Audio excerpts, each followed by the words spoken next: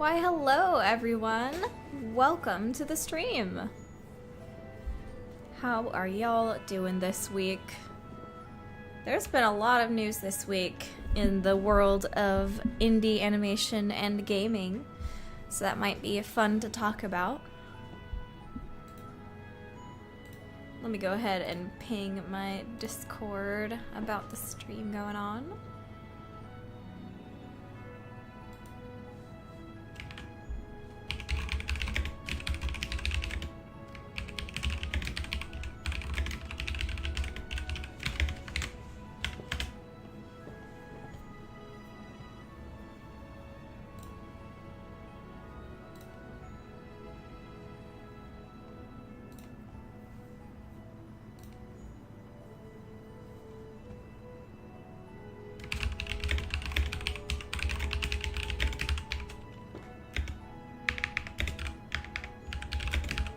Alright.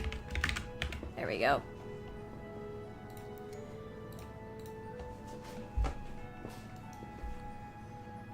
I'm looking forward to the Zelda remake too. I've been wanting them to remake Ocarina of Time for a while now. Well, I already really like the 3DS remake. I think it's more of a remaster.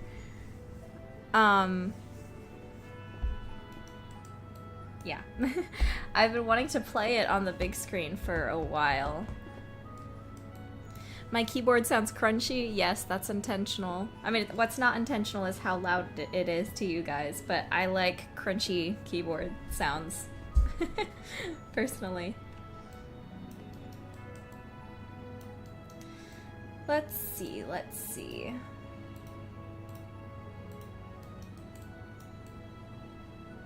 Oh, and by the way, we are right now listening to Fire Emblem OST compilation, relaxing music for studying at Garreg Mach Monastery.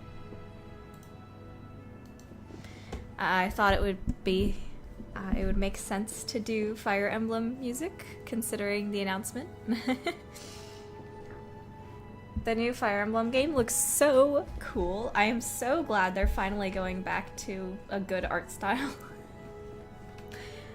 I'm sorry. I did not like Engage's art style. It was not for me.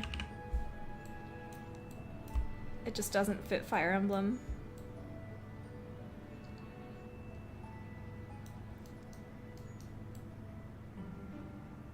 Alright, what should I start with? I'm thinking...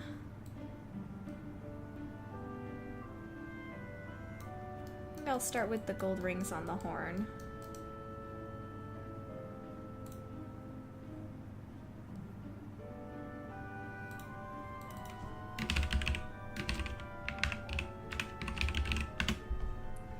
Alright, yeah, let's do the rings.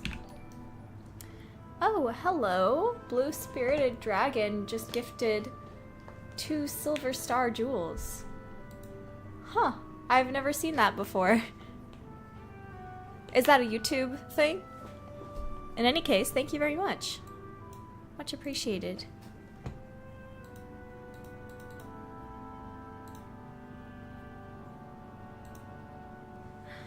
Work mode activated. Thank you.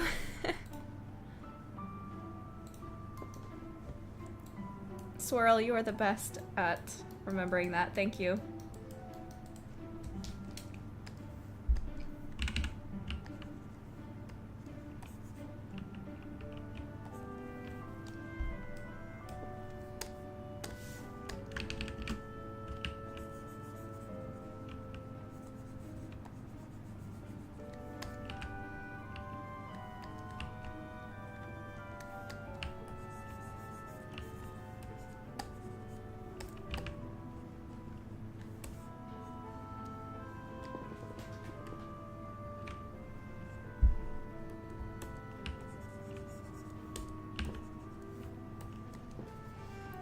Blue Spirited Dragon says, I'm in a good mood. I finished my first round of physical therapy. Hey, congrats.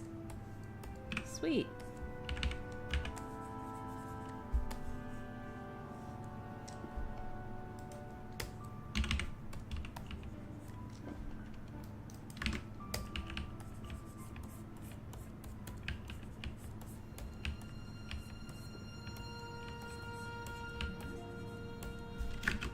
I don't think I'm really gonna talk about Digital Circus because since it's still in theaters, a lot of people probably have not been able to see it yet.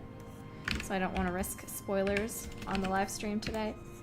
I will say I personally didn't like it that much.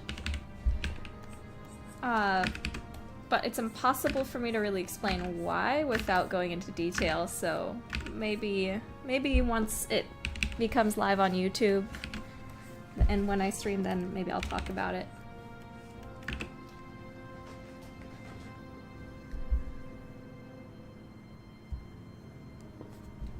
There was stuff I liked about it, but I think it was mainly the execution and the pacing that I didn't like.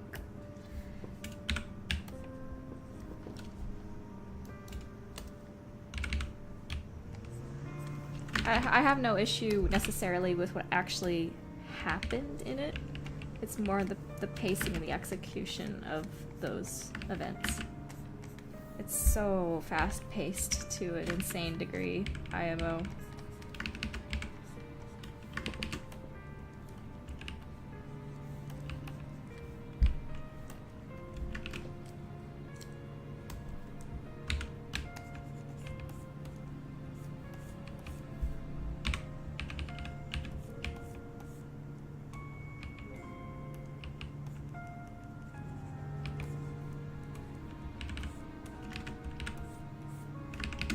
Certain scenes felt like they were setting something else up. I don't know. Did I cry? No. It wasn't really getting me. There was parts I liked, but it just was going so fast and was moving on from these really emotional stuff really fast. It just felt breakneck. I didn't feel like there was really, except for, you know, one long scene about one specific character, which was good. Besides that part, didn't really feel like there was any time for the characters to actually sit and process certain things that happened. It just felt like they moved on from extremely crazy stuff, like, really fast. It was so weird. They didn't feel human to me. They felt like they were just moving from one thing to the next without properly sitting with the implications, I guess. I don't know. That's all I'll say for now. I'm glad people enjoyed it, though. I wanted to enjoy it. I really like the series.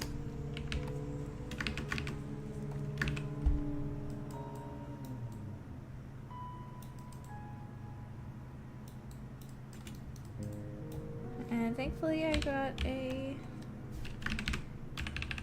a good theater, so that was nice.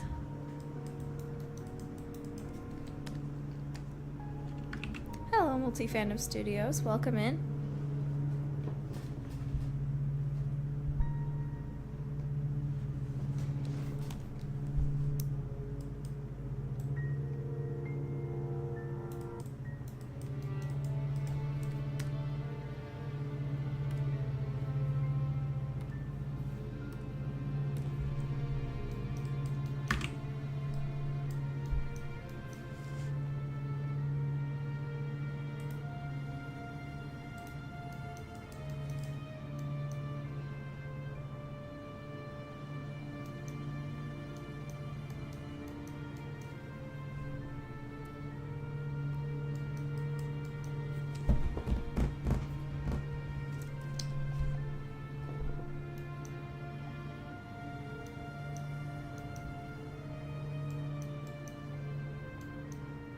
One second, let me double check something.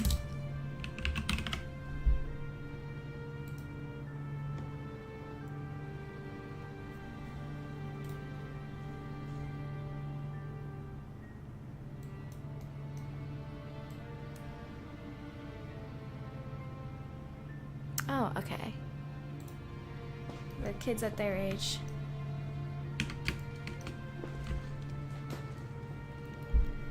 I have about 6 rings, so let's do 6 rings.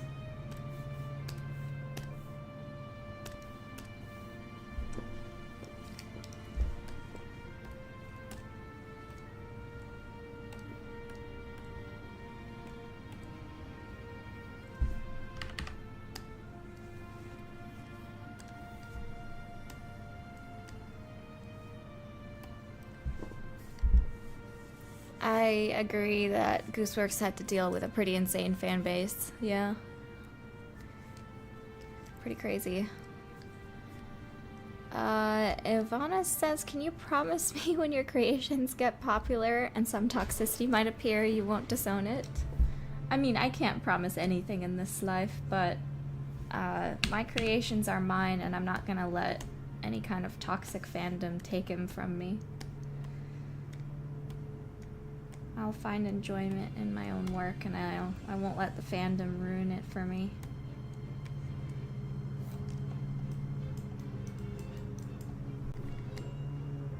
Yes, all the kids have 6 rings, except Deirdre, because she's younger. 8 rings is for the adults.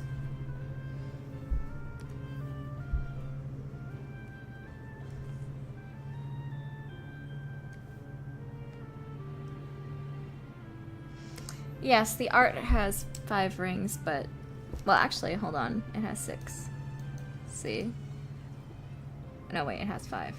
The art's wrong. It's just sketch art. I looked back at the model of Judith, and the model has 6.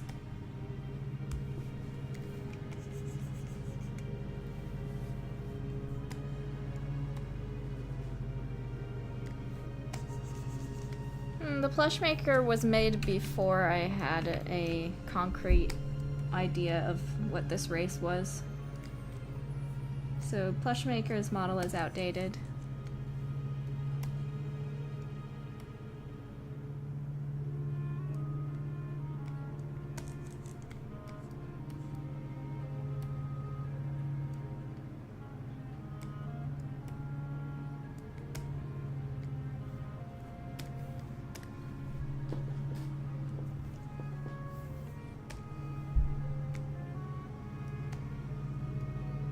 Yeah, ultimately, a toxic fandom I would hope wouldn't ruin anything for me, because having been in these kind of fandom spaces for years, I just know how this stuff goes, and I'm expecting that things will get toxic at some point if this does take off.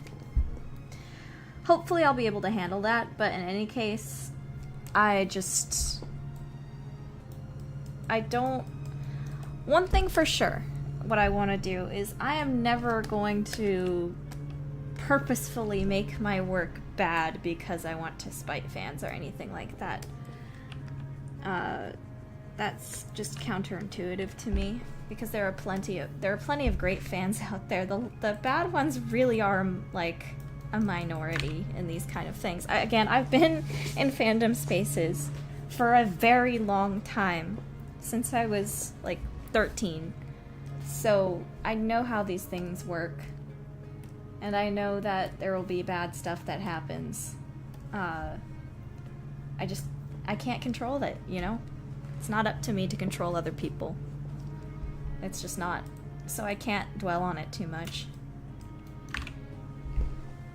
As I've said before, if this really does take off a lot to that kind of insane degree, I'm probably just gonna make like Toby Fox and not be online very much, or at least not interact with the fans very much. Not out of like hatred of the fan base or anything like that, but more out of just like it just is easier on everybody, drama-wise.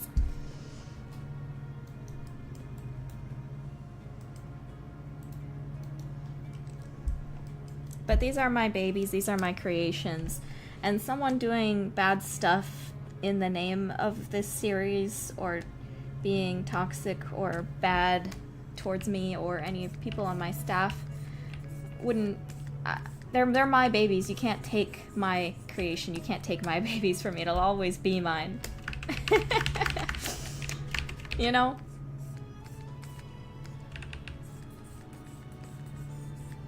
You can try to...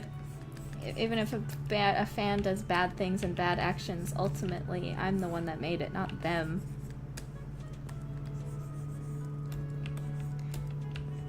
I understand why some people why in some people's minds bad fandoms ruin certain things to them, but I don't know, again, after having been in this kind of space for so long, everything has a crappy part of the fandom. Everything. Everything does.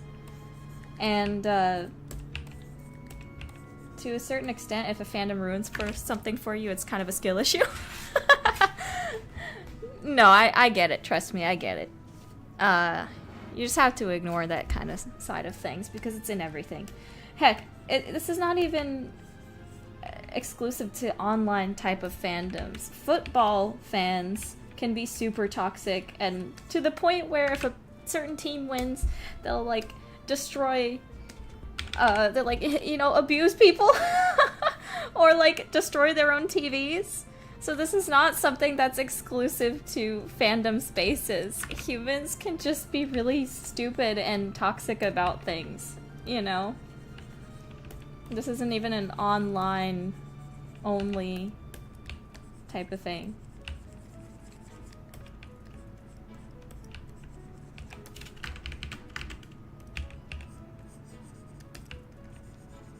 Anyway, my point is, Noramore Academy belongs to me. I'm not gonna let people try to take it from me with bad behavior and trying to ruin the reputation.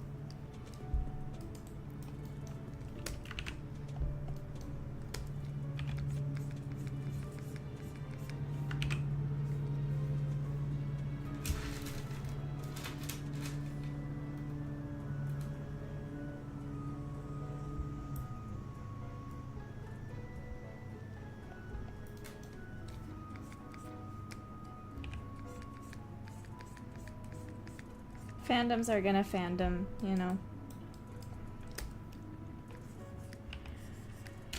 Though, not to say that I might not get, you know, a certain amount of anxiety about it or mental anguish over it. I'm not saying that I'm so, like, mentally strong or whatever. That's not what I'm saying. I'm sure certain stuff would definitely get to me, but I would just try to stay out of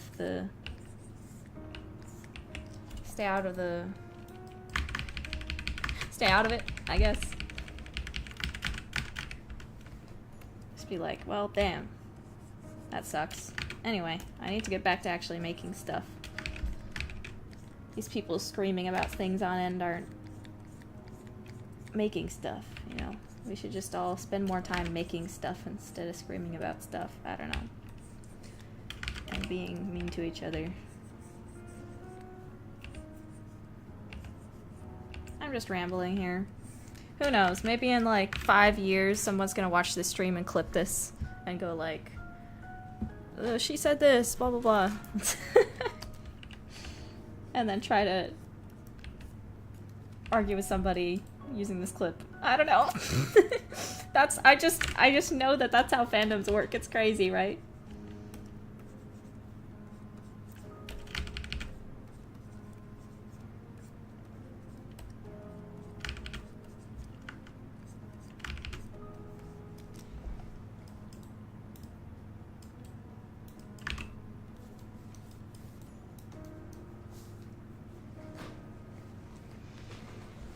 Yeah, Ziggurat. I mean, I have too.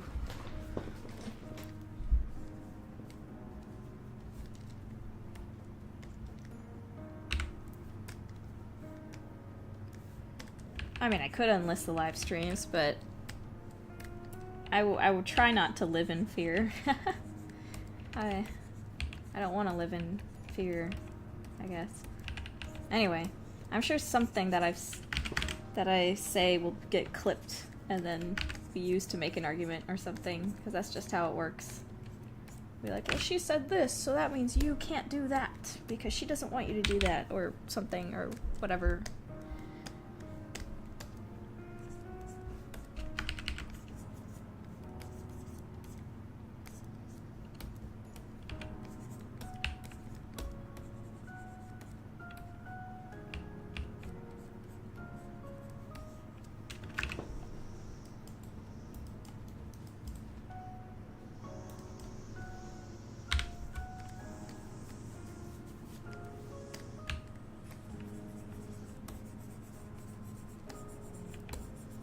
But yeah, as I've said a billion times already, I've grown up in these spaces. I know things get bad. So, and I know I'm gonna have to deal with some garbage and crap if this ever blows up. But at the same time, the thing is, guys, let's be real here. If this blows up, it's going to get in controversy. Things are gonna happen. But here's the nice part. The part that I like to focus on is that if it really gets that big, I'll get to make a living doing this. Yay! That's my goal. Yeah, so what if there's controversy? I'll get to make a living doing what I love.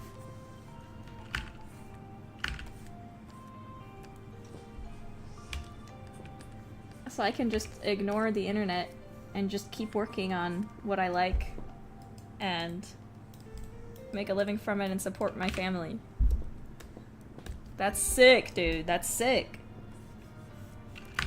So as much as I can, you know, feel bad for Gooseworks and stuff like that, I'm also just thinking, Goose got to make a living making this show. That's ultimately a net positive. And got to share her creation with the world. And got a whole box office opening that was super successful. That is awesome, isn't it? Even if I personally have issues with the finale, I still think it's incredible that she's got to that point, you know? That's awesome. Good for her.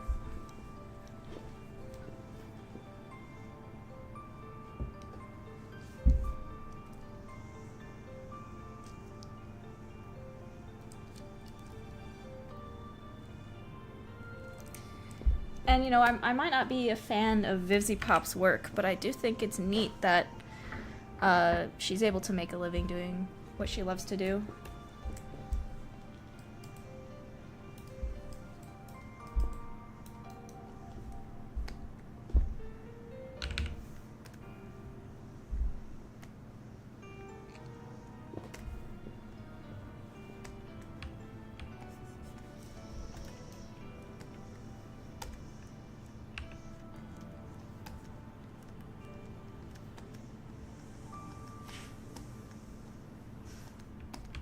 But yeah, don't be surprised if I kind of disappear from the internet.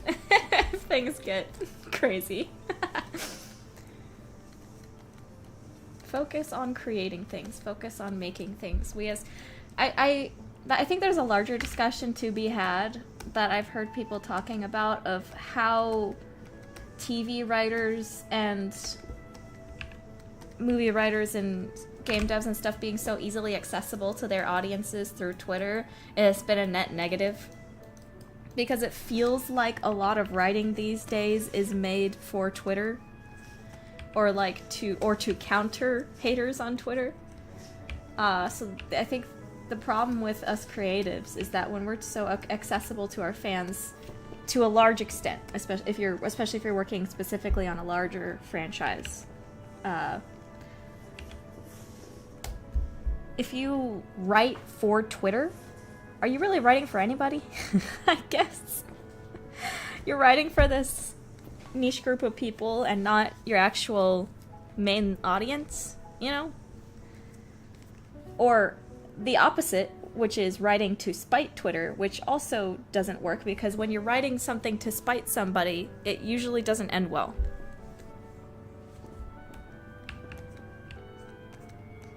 Not to say it's impossible to make a creation that is good that was born from spite, but generally it's not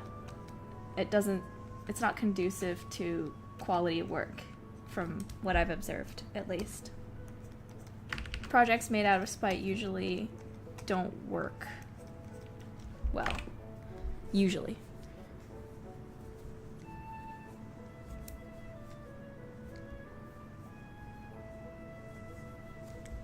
Yes, Oscar, that's what I was thinking, basically.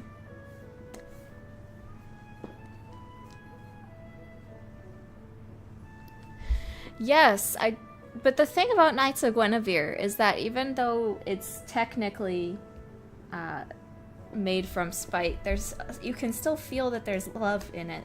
So to me, that is what makes the difference. It feels like a sense of lost love for something that we all used to love.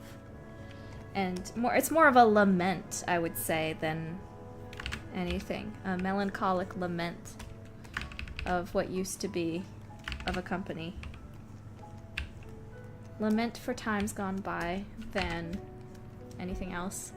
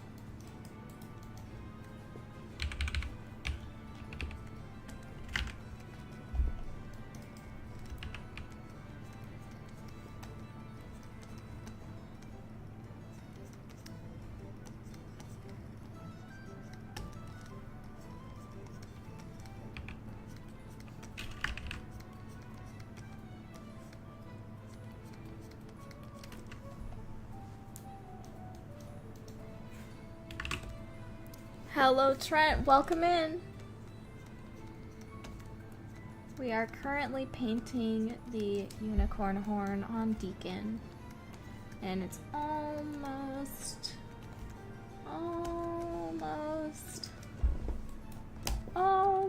done. There we go. Nice.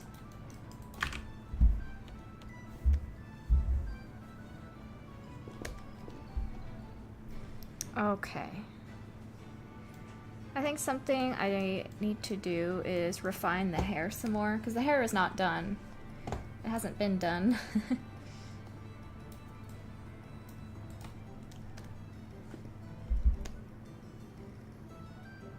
Though I'm wondering if I want to work on the bag instead first.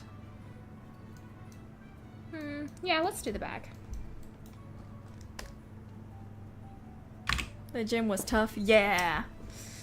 All inspired by Japanese dojo architecture.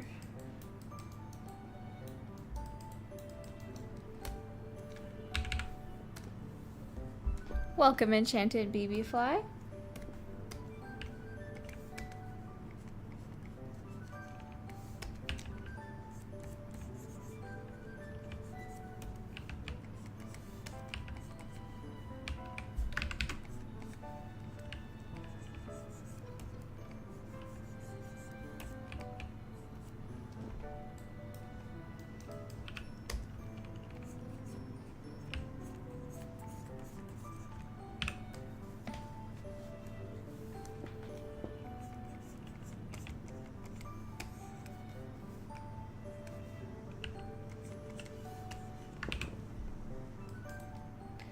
So, speaking of... Why am I even saying speaking of? We weren't talking about this. I saw the Nintendo Direct today, And there were some rather interesting announcements, I would say. Have you guys seen it, and what are you most excited about? Because I am most excited about Fire Emblem and Zelda Remake.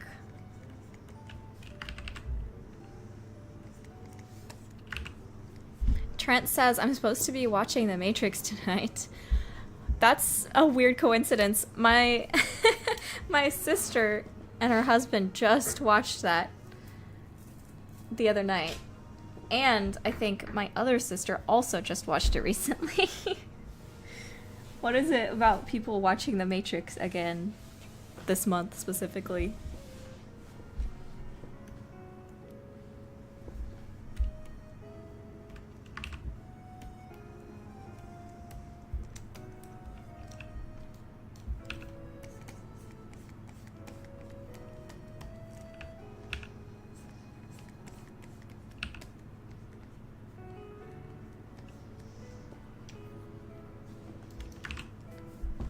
Yeah, you gotta get with the times. The first Matrix is very good. You'll enjoy it.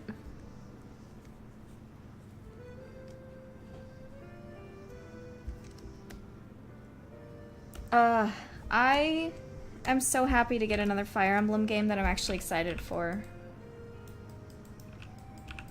I did not get Engage. Engage did not engage me enough to want to actually buy it.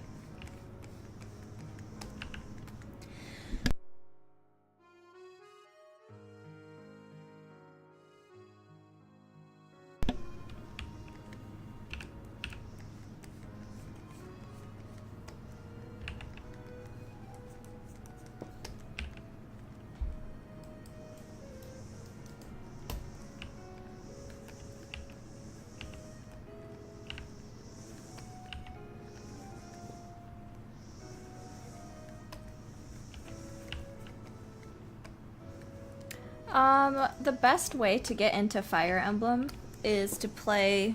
Oh, do people even have 3DSs anymore? Oh my gosh, how do you play Fire Emblem Awakening without a DS? If you have a DS, play Fire Emblem Awakening. If not, play Three Houses.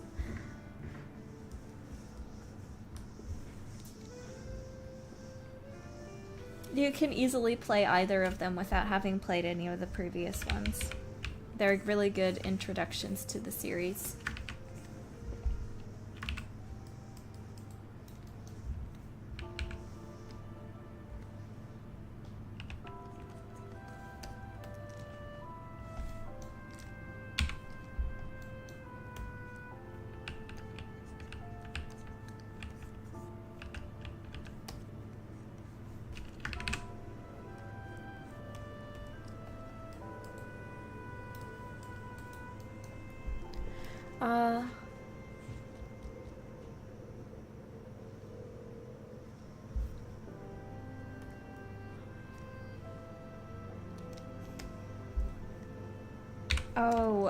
Judith was walking really fast in that gym video because she was going at developer speed.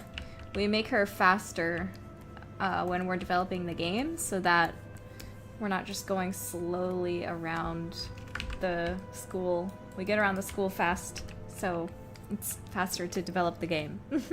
She won't be going that fast in the actual game proper.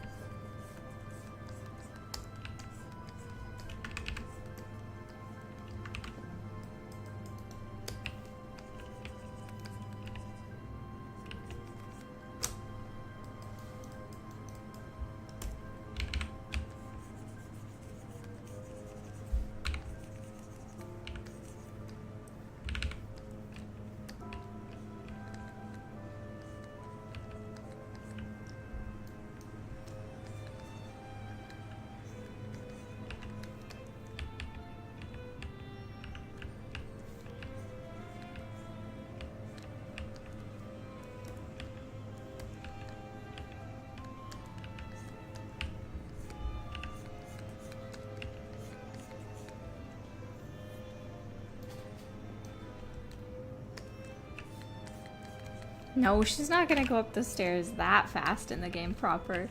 It would break immersion.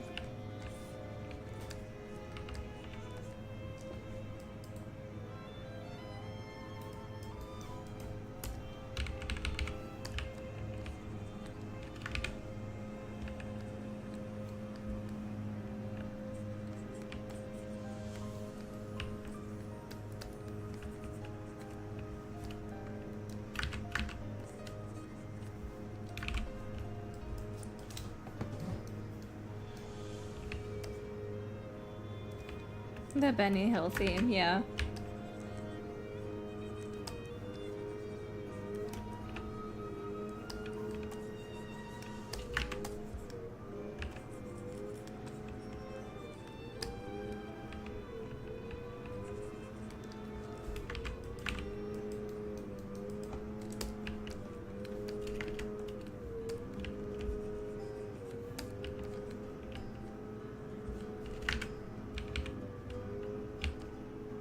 You know what I've been playing this week that I've been really enjoying is 007 First Light. That's a very cool and fun adventure game. I didn't expect to be enjoying it this much. My mom actually got it because she loves those kind of spy action adventure type stuff. And it's great. It's so fun. Highly recommend.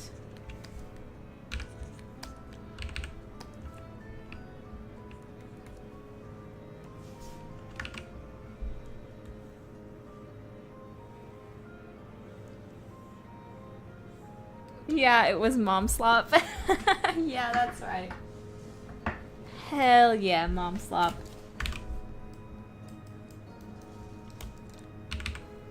It is great Mom Slop.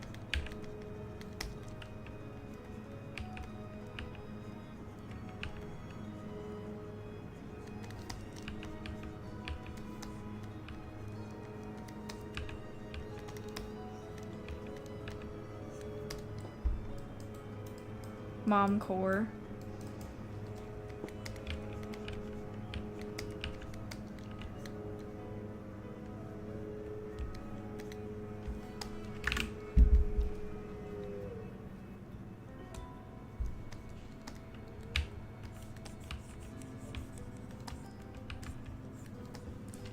Well, Ivana, I will tell you this is not a horror game. So, you're not gonna be running from enemies like a horror game or anything like that.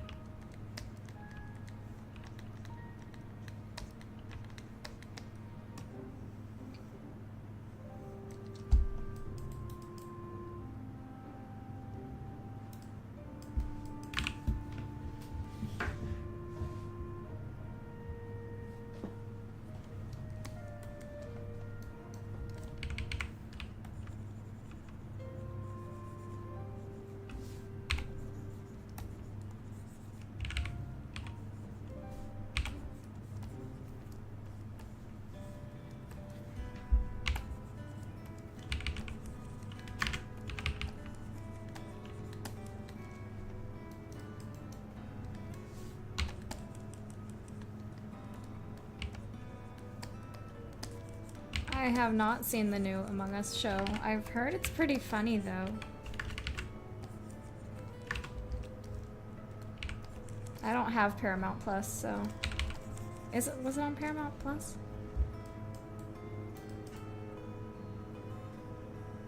There aren't any stealth sections in the game or anything.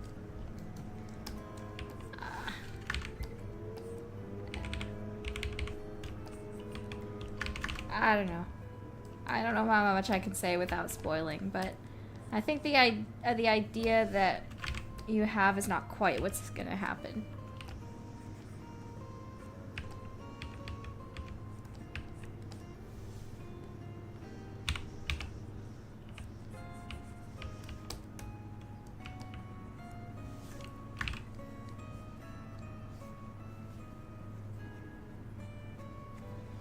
Yeah, Ivana, nothing like that is pretty much going to be happening, so don't worry about it.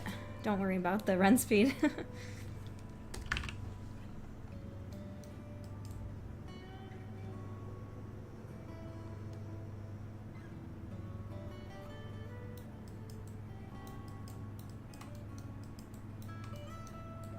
Don't worry about it.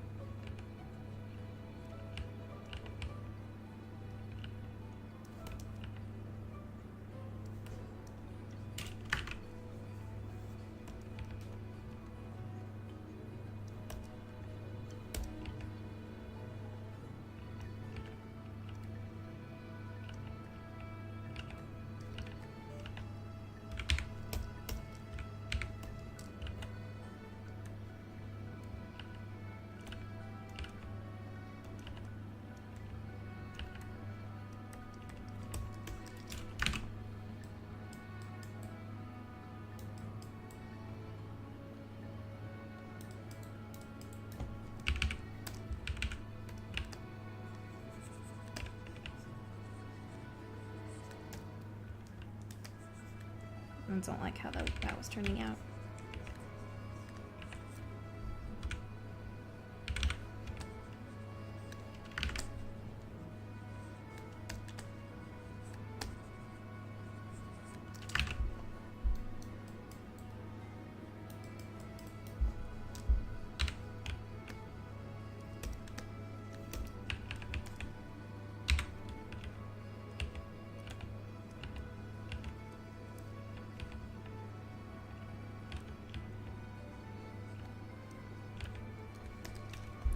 You guys want to know something crazy? The only negative review on one of my previous games, I was just thinking about it recently and thinking about how I agree with that negative review of my own game. Actually, I kind of want to make a little discussion of this. Hold on. Let me go to our previous game, The Fantastic Kitty Roo. And I'm gonna go down to the reviews. Oh, hold on. So, like, all our reviews are positive on this game. 38 positive reviews. This is the only negative review. But I actually like this negative review. So, shout out. I think it's a good review. Because it's not just hating the game or anything. This person is making really good critique that I actually agree with. So here's what the critique is. The game is well made, but the story is lacking. It presents a world that's much larger and more interesting than what the game shows you. As you follow what I can only describe as a prologue or a demo of the Fantastic Kitty Roo, the game very liberally dumps a lot of world building that amounts to nothing. The biggest problem is that the game tells you about interesting places and characters instead of actually showing you to them. The dreaded factory that this game tells you so much about, not even a glimpse of the place, and the city itself, you only get a few scenes that show you how it looks like. Roo's mother, at least there are a couple drawings of her. And after a very abrupt ending, when the story finally started to get to the interesting part of Rue entering the world of show business, it just ends and ultimately makes the small journey feel insignificant in the grand scheme of things. Yeah, I mean, you can probably read the rest of it, but I mean, I agree. I think he's right. I will say the reason why that is the case is because this game was made... Hold on, let me put on some more music real quick. 1 second. Waiting for the music. Okay, cool. The thing is, this game, The Fantastic Kitty Roo, was made after Mariposa and the Galaxy Man failed the Kickstarter.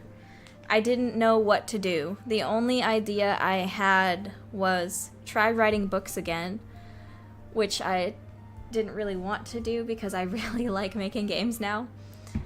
Or make a small game, something very small that I could use to build up the franchise, build up the build up the franchise, build up the story, build up the lore, build up the world. So we had zero budget. We had like no budget. We had no time.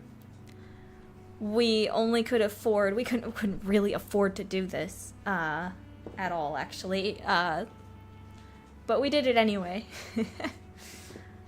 And I would have loved to make this a longer game. I would have loved to put in all this stuff.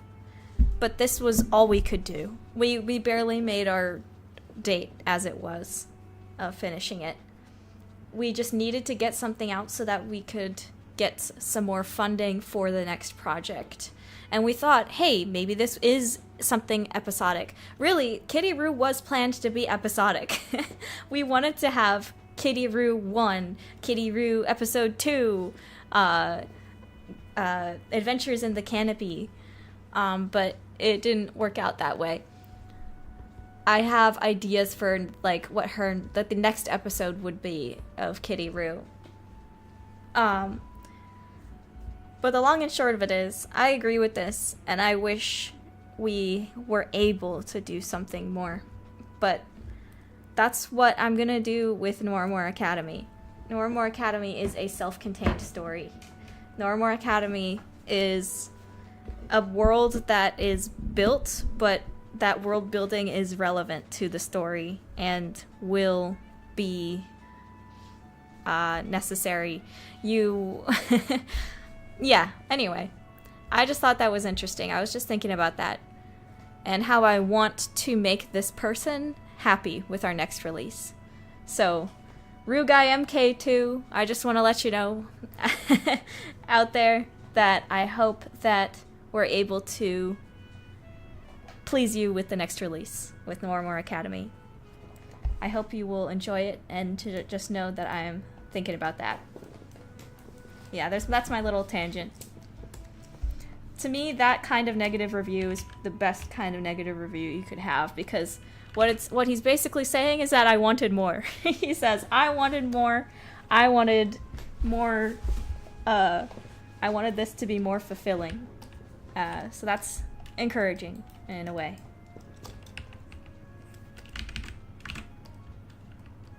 Out of any kind of negative review I could get, that's a great one to have.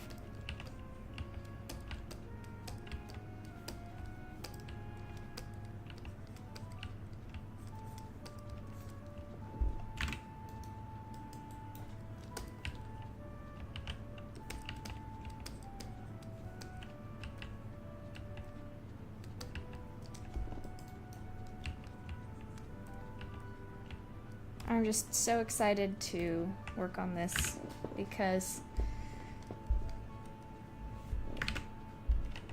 I just am really happy with how this game is turning out, and I think it's going to be a satisfying experience for the player.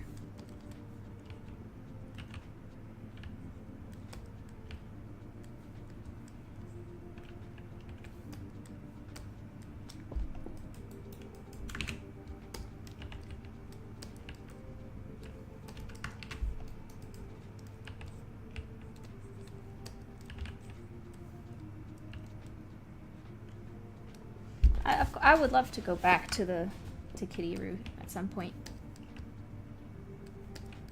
I mean, I know for sure I am at some point. I'm not sure if it's gonna be Kitty Roo, though.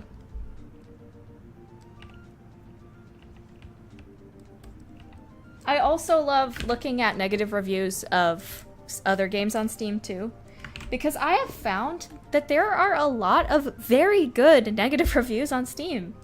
Some people put a lot of good effort into writing their critiques. And I've found, again, that a lot of negative reviews on Steam generally don't hate the game. They just were disappointed and wanted something better and gave critiques on how it could be better. Like, Mouse PI, for example. I've shared my thoughts on how I was kind of disappointed by that game, even though I ultimately enjoyed it a lot. And I was curious what other people were thinking, so I went to the negative reviews of Mouse PI, and lo and behold, there are a lot of reviews like that there that are very well written. And, yeah, I don't know what else to say. It's just, I think there's a lot of people on Steam that are very good about constructive criticism. Surprisingly. Of all places. You can get better critique on Steam than on Twitter.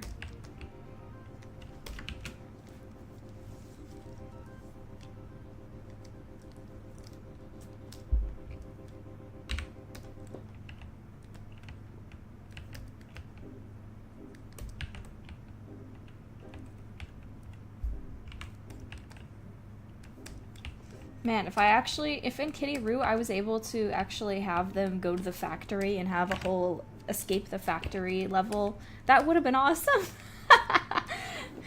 I literally did not have the time to do it. God, maybe there'll be a Kitty Roo remake that expands the story a whole bunch at some point. I would be super open to that.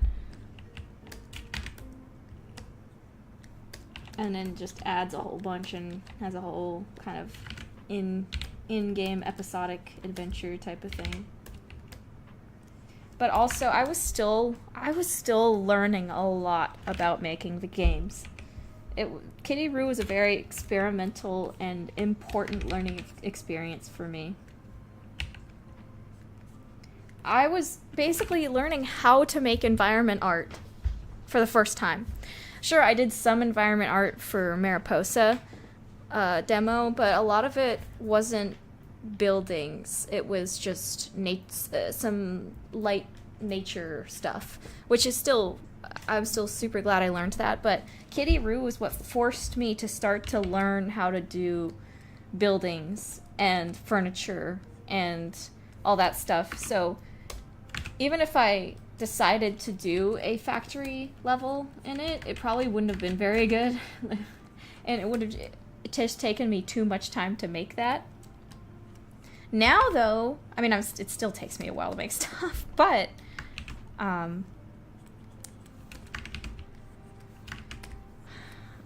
be much more confident making Kitty Roo now. It's amazing how much I learned from that. It's a stepping stone. Noramore's gonna be... Kitty Roo is the stepping stone. Noramore is gonna be the real deal, I think.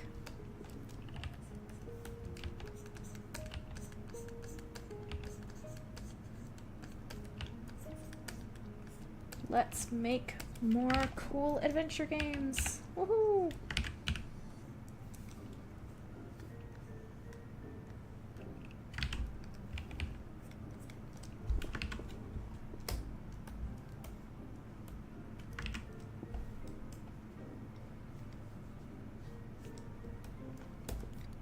The appetizer before the main course. Indeed, indeed.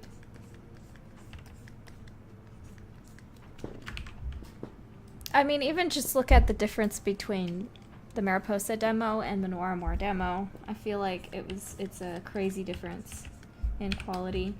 Even if Noramore's demo is still not the quality that I want yet. And since the Noramore's demo, we have, again, learned a whole bunch of stuff that we're going to take into the game proper.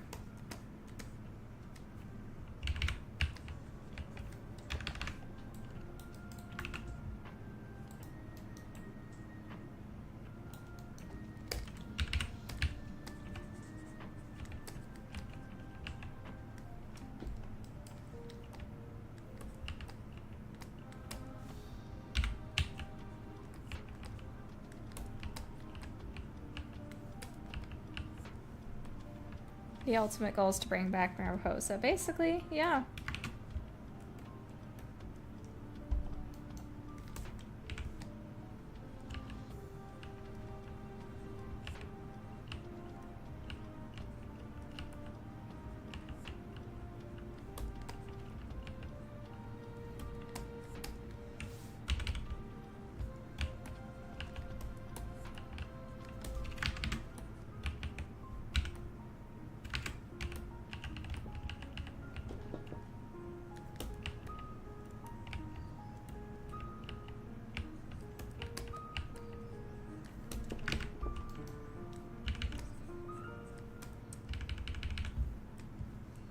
Exactly, Oscar.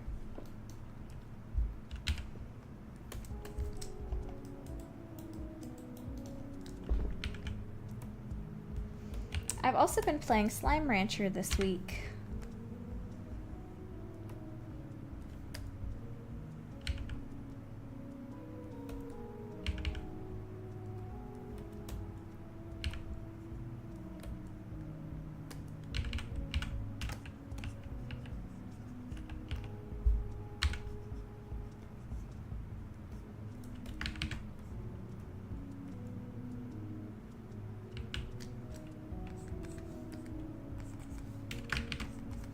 Slime Rancher is adorable. This is my first time playing it. And I saw it was on sale for $5 recently. I decided to give it a shot. I didn't think I'd be someone who's into farming sim or farming cozy game type stuff, because I tried Animal Crossing several times and it just wasn't for me. It was just kind of boring to me. But I decided I'd give the genre another shot because I've heard a lot of good things about Slime Rancher and I'm really enjoying it. Turns out I maybe actually do like cozy farming games. It just depends on the game.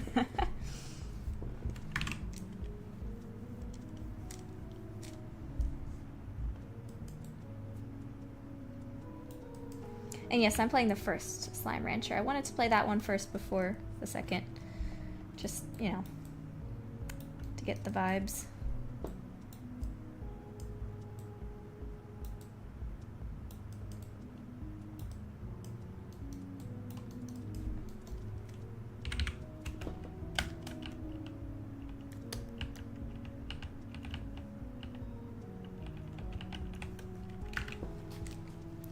Blue-Spirited Dragon says, part of me wants to make a mystery adventure game with my lawyer character, Julian, where he's trying to get to the bottom of who's smuggling a dangerous item into his town and a bigger conspiracy. That sounds like fun. I love mystery games. Who would have thought?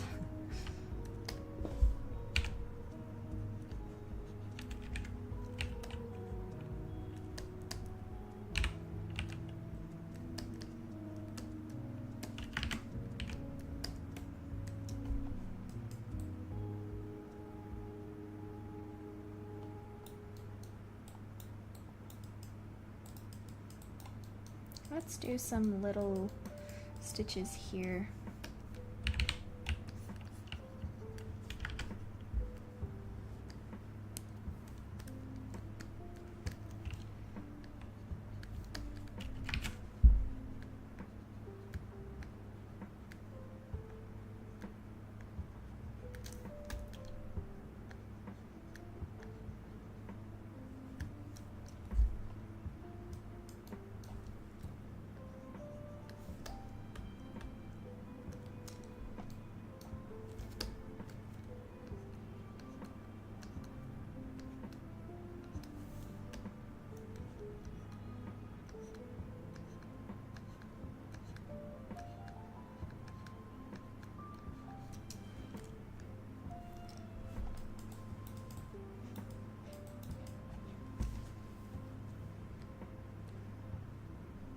I have not played the Clock Tower games before.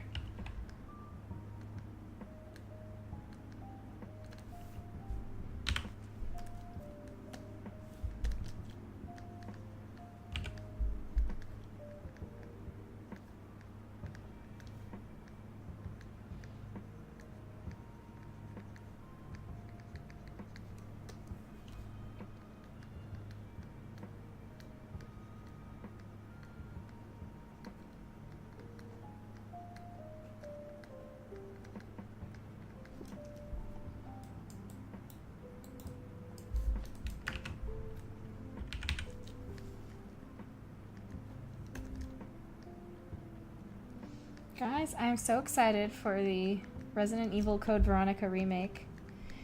Now, don't get me wrong, I have not played Code Veronica. I've not played the original. I haven't gotten that far yet in my playthrough of all the Resident Evils. But the best thing about the Resident Evil games is that when it comes to the remakes and the originals, it's kind of like that meme where the audience is like, oh boy, 2 cakes! Where the remakes are good and the originals are good, so you can just play 2 good games. Especially when it comes to RE4. I've actually played the original of that one, so that's the one that I can actually make a statement about. So, another remake of an old Resident Evil game is a win in my book. I am so excited. And I'll probably play the old one as well.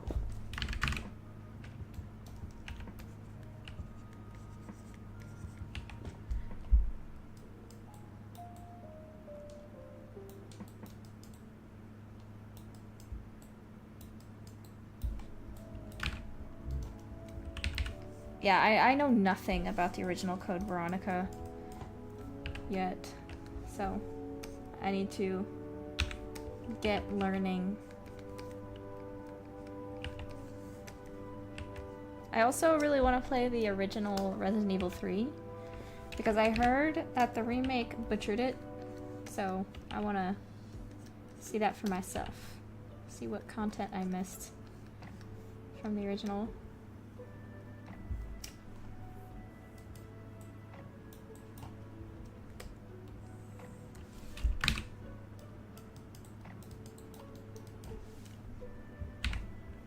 I heard that RE3 remake is the only bad RE remake.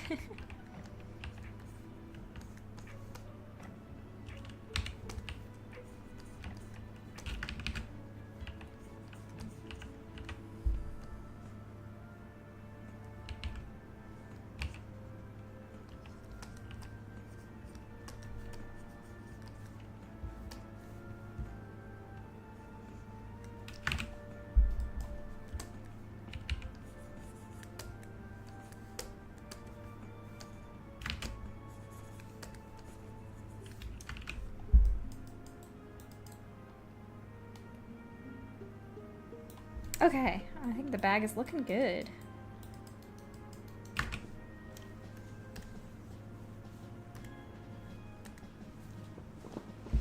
Now let's get these little clasps.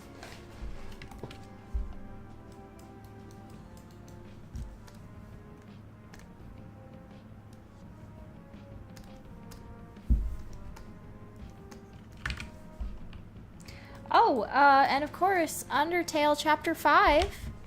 I mean, not Undertale, Deltarune Chapter 5. I'm excited about. Of course, of course. Whew. That is so fun.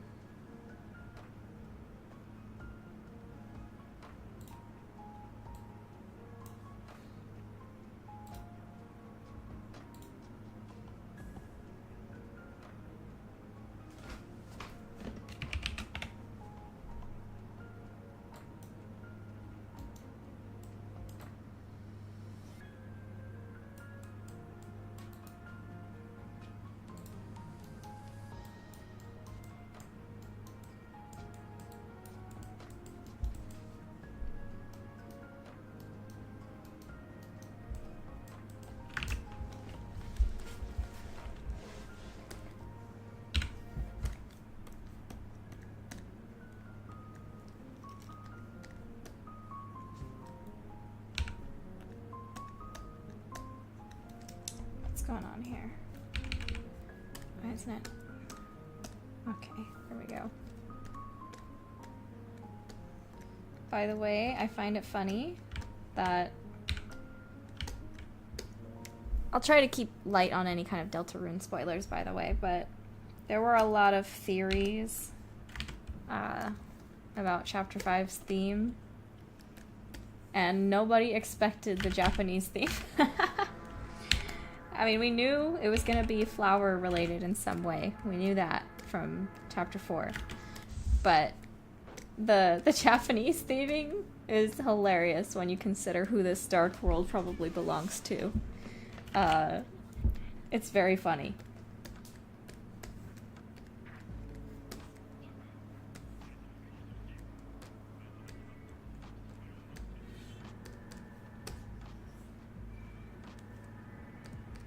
Also very funny with the Toby Fox weeaboo allegations.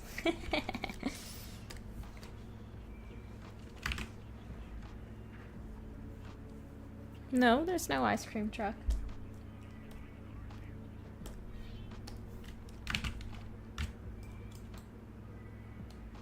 When do I think the game will be out? Probably next year, about a year and a half from now. Whew. A lot of stuff to do.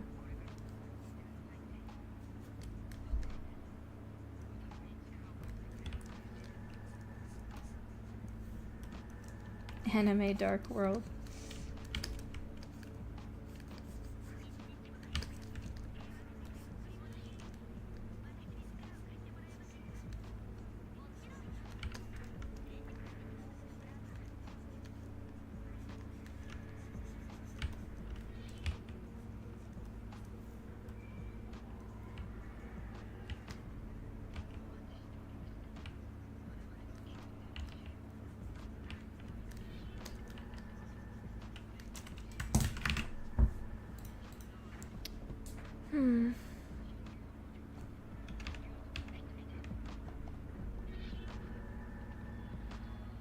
I'm gonna...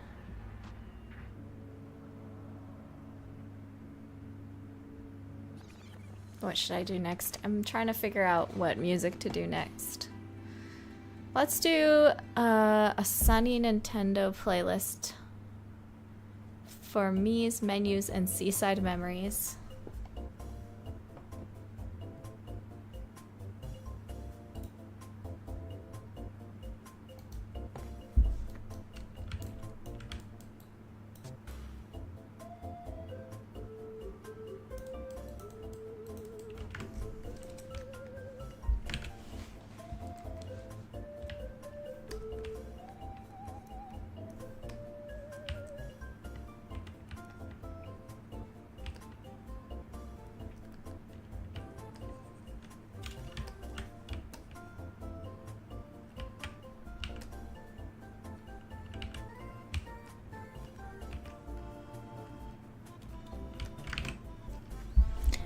Cartoon Addict says, is this game going to be a full release or in the form of chapters? Like, first chapter comes out, then wait for chapter 2. Well, it's probably going to be a full release. I've been thinking about doing a chapter release, you know, to keep the hype going and stuff like that. And this is the kind of game that could definitely pull it off because it's already separated into 11 days, in-game days. So you could technically do like a weekly day release or something, a weekly release of each day for 11 weeks or something. But I'm not sure we could really... I'm not sure it's a good idea, for one thing. And I'm also not sure if we could pull it off without spoilers. Because people could just probably data mine the first chapter and then find a bunch of spoilers. I'm not confident that we would be able to make sure that nobody's able to data mine spoilers, basically. So I wouldn't want data miners to ruin the surprise, you know.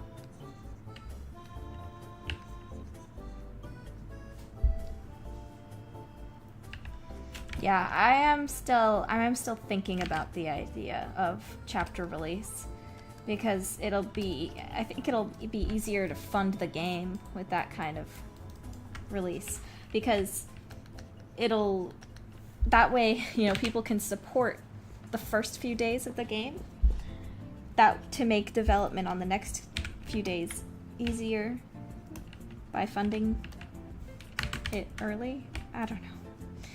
I think I'm not able to describe what I'm talking about.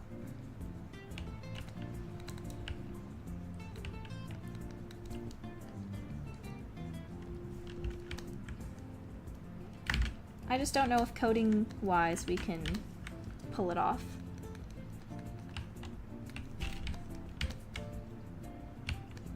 But the idea of releasing each day as its own kind of chapter or episode is a fun one, because I think it actually could work very well for this game. The game is already in a format that could lend itself to that sort of thing.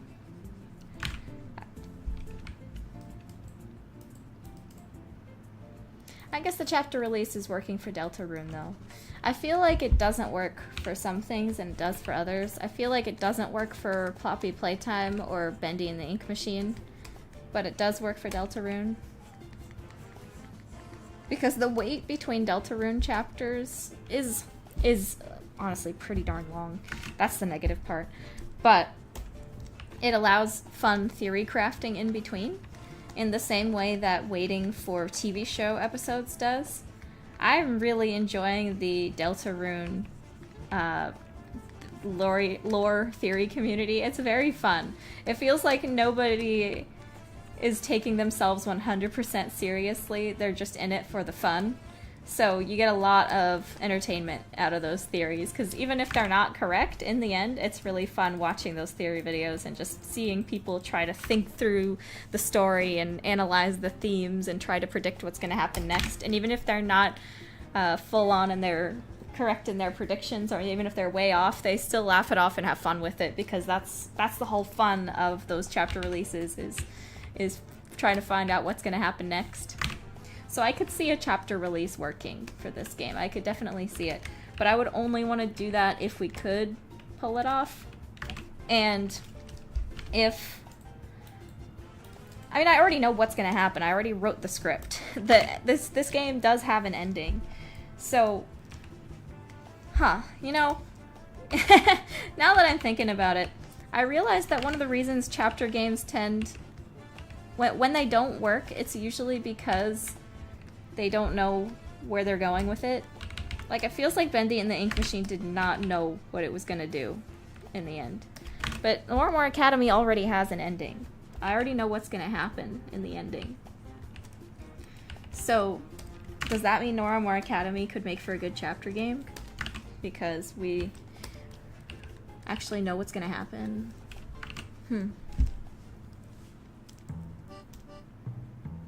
Oh, Zero. That's a good one.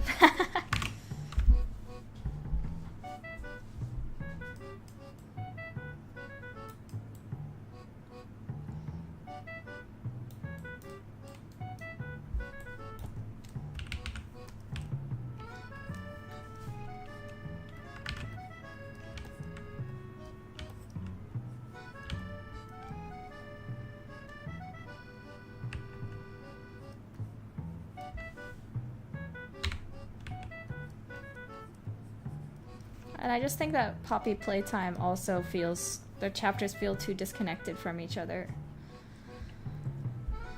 But with Noirmore, we already know that they're not going to be, because they've already planned it out.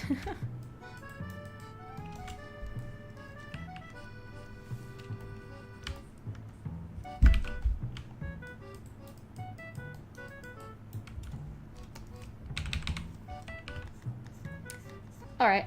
I'm gonna take a vote in the chat. Would you be okay with the idea of Noirmore being a episodic game? Let me write that.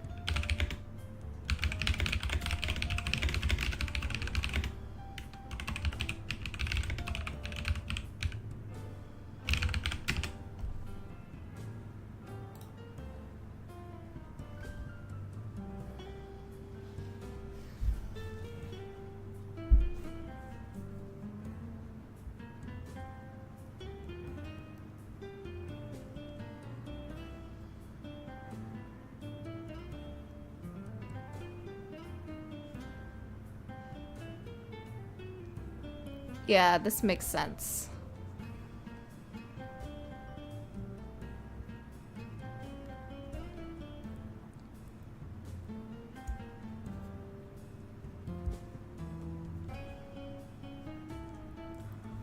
Yeah, that makes sense. No, I want the full game. Yeah, see, that makes sense to me too.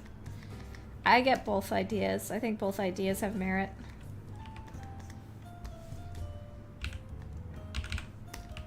I think a certain part of me also just wants it done and then out there, you know?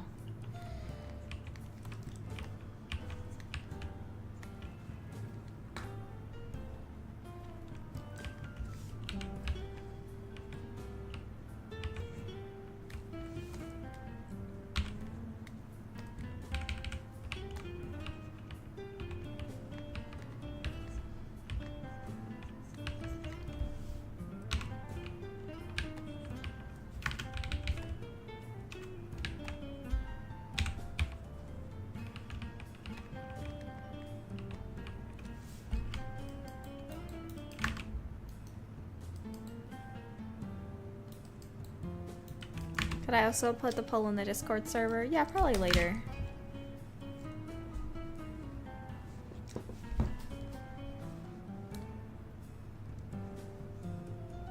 That's fair, Zagrat. That's a good point. Though to be fair, the dispatch chapters were only like an hour, usually.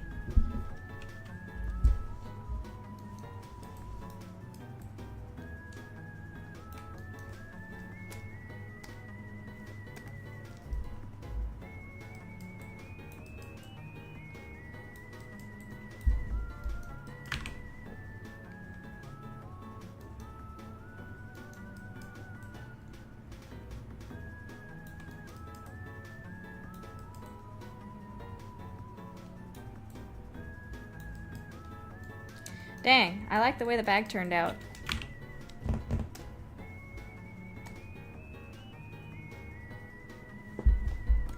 Let's do the strap now.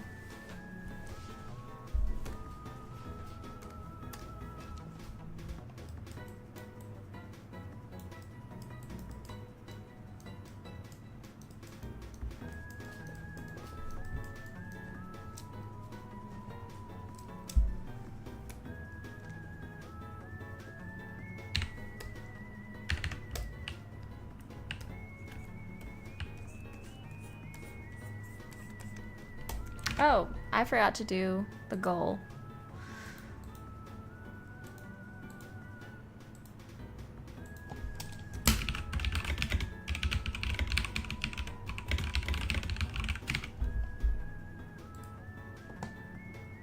Oh, crap. I made the wrong goal. Hold on. Hold on. I accidentally put it for 30 minutes.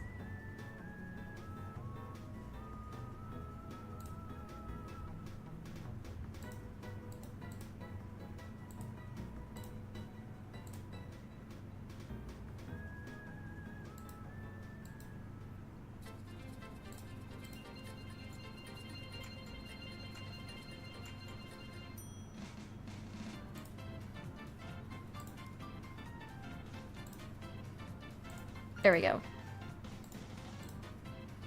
If anybody donates $10 or more, you get to write a hidden message on the model that will stay there, even in the final release of the game. For example, this person who wrote 10 years in the joint made you a deacon. So it has to be appropriate, of course.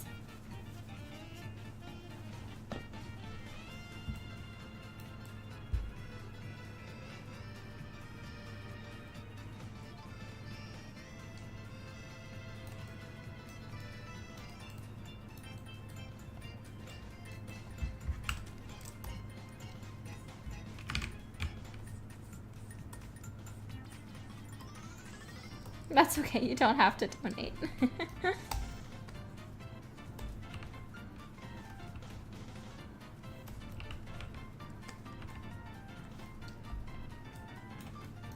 Would Deacon have enjoyed Bob the Builder? I guess so, probably.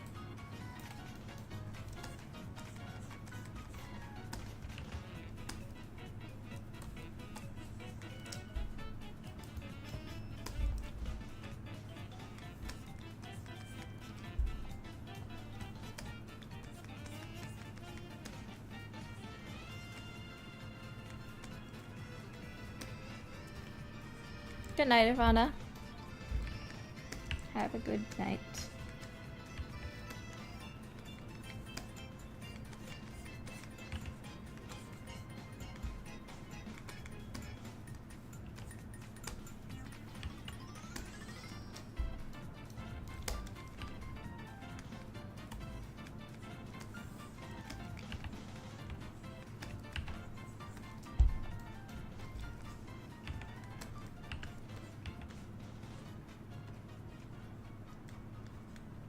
He would watch VeggieTales. You got that right. Most accurate headcanon of Deacon so far. He probably knows the lyrics to every VeggieTales song. And then he like sings them under his breath while he works, and then Judith gets really mad because she's like, "Stop it! I'm trying to study in here."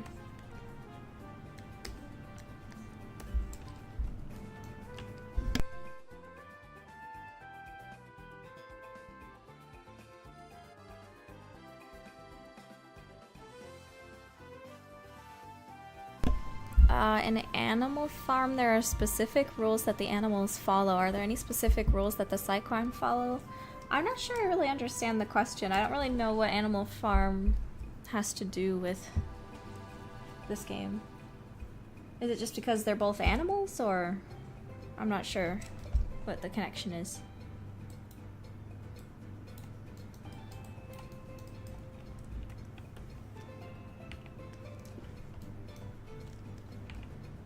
But I wouldn't say the Psyquine are animals. They are people. And they're not in a story that is an allegory for communist Russia.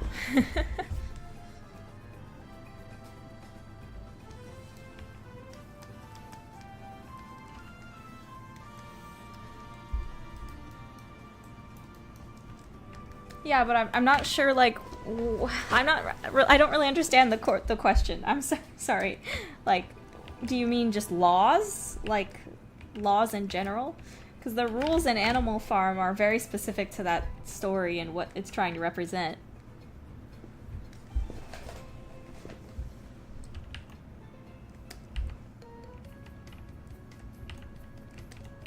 I'm just trying to figure out the question.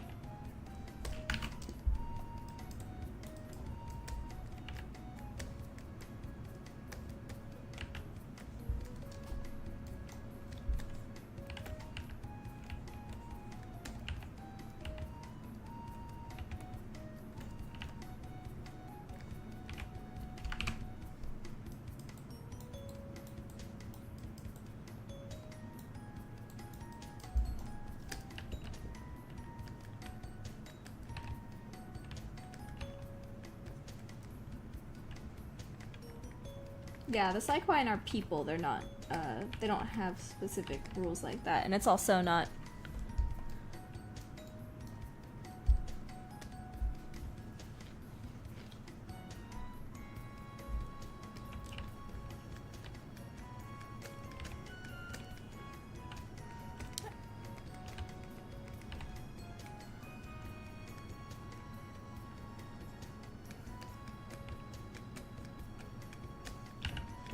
I'd just say the Psyquine, they have laws, just like any normal society would.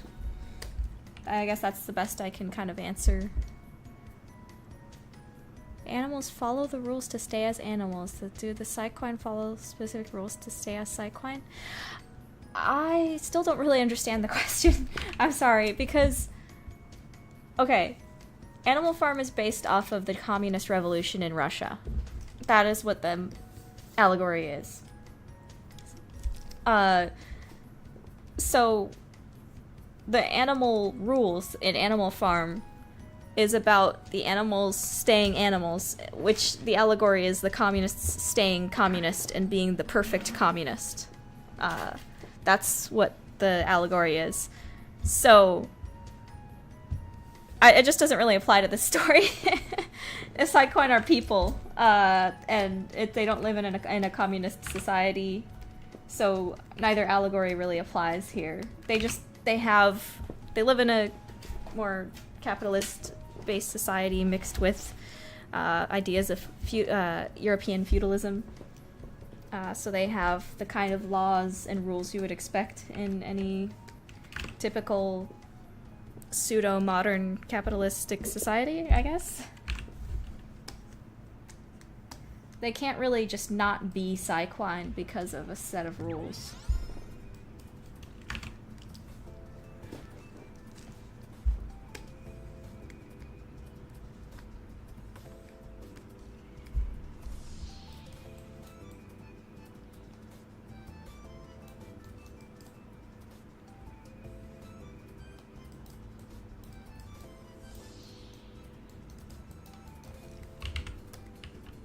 Is it like a No True Scotsman kind of thing? Where they're like, well, if you don't do this, you're not a true Psyquine. I don't know. I can't think of, like, do we as humans ever say, oh, well, if you don't do this, you're not a human? I don't know. I guess that can happen, but...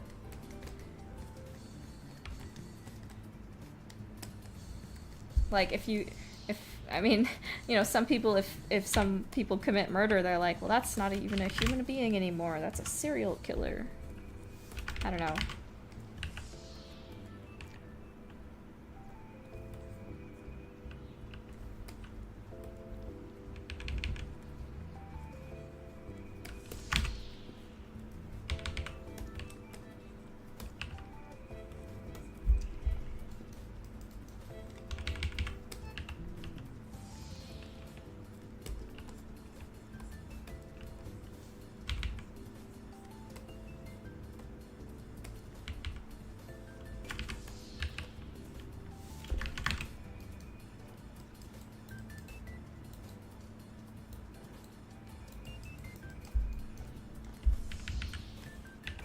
Yeah, they just have basic laws similar to, you know, basic modern day laws. Don't murder, don't steal, don't fraud, pay your taxes.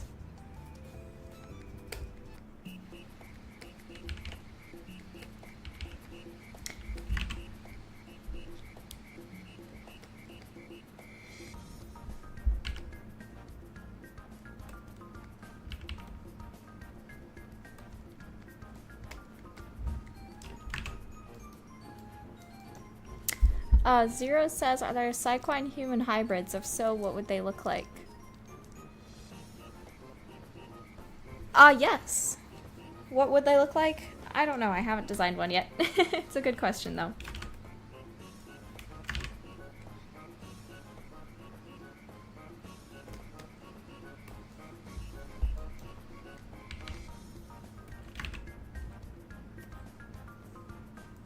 The bard seems like the kind of guy who has a pet penguin.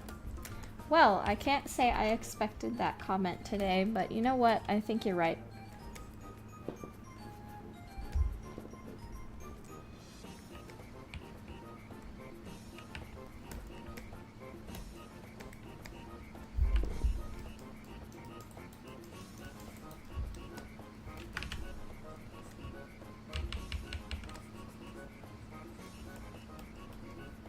That is, yeah, that's an interesting point, Oscar.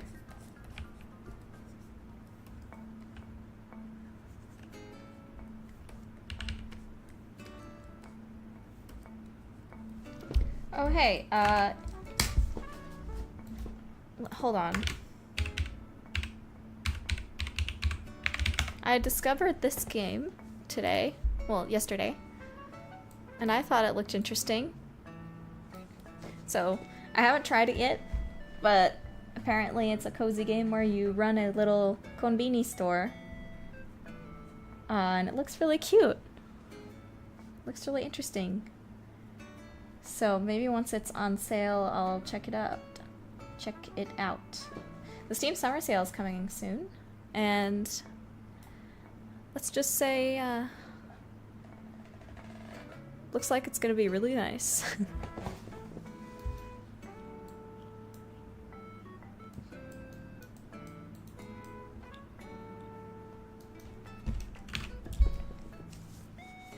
Do humans have voice filters to censor their swears? Probably not. They're adults.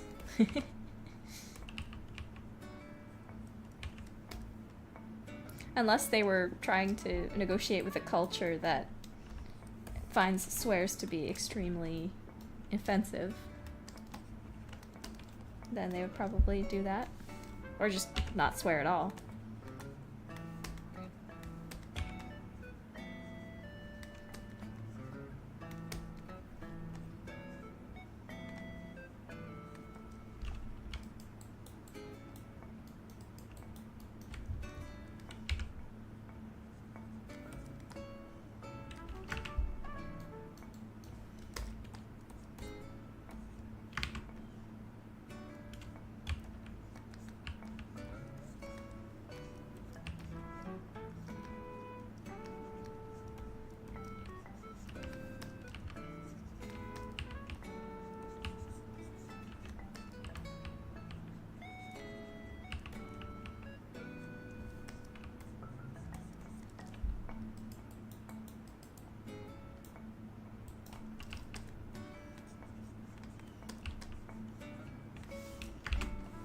Can the Psyquine read human minds? They cannot.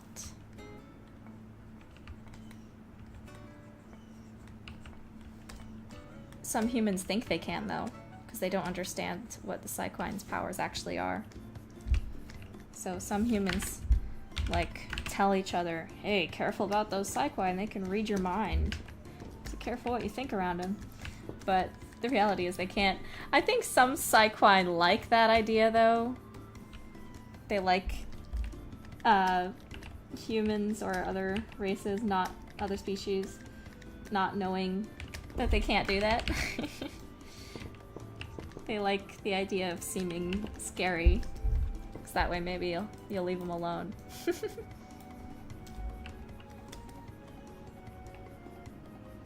Or not mess with them.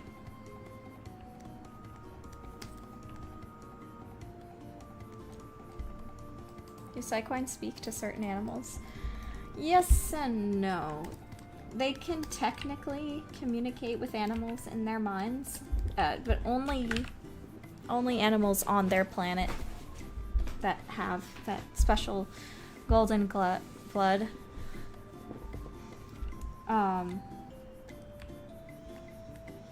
they don't talk in a literal word sense. It's more feelings, emotions, things that animals can actually understand. Animals can't understand language in the same way humans can.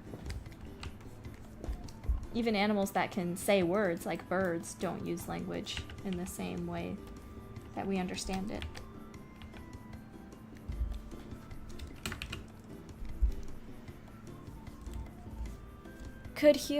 Ziggurat says, could humans do something, maybe some tech to rest talk with the Psyquine? Yeah, definitely. For sure. Some kind of special radio technology. They could.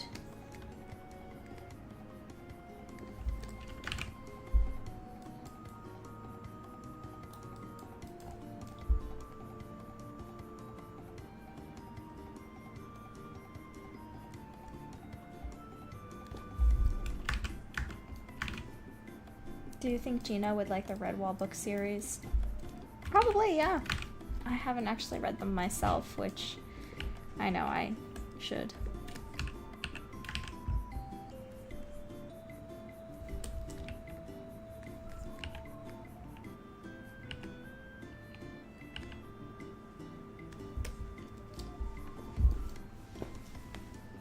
Will Judith ever meet a human or have a human friend? Perhaps, perhaps.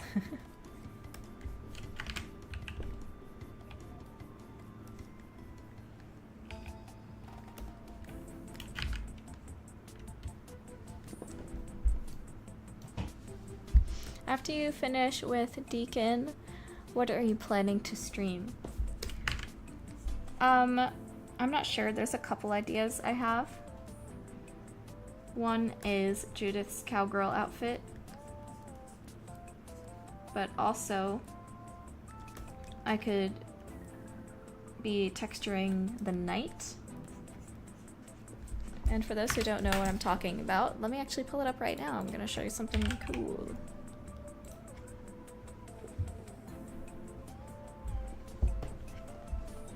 Opening up Blender.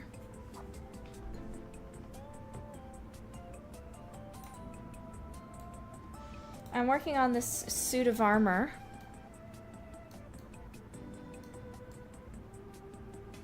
I'm working on the suit of armor right now that will... It won't move. It's just gonna be a decoration inside the school.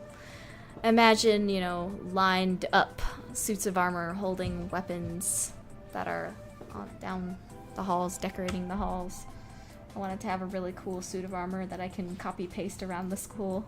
Maybe put it into different poses too, depending on the room it's in. So that's what I've been working on this week. So maybe doing the textures for it could be a stream.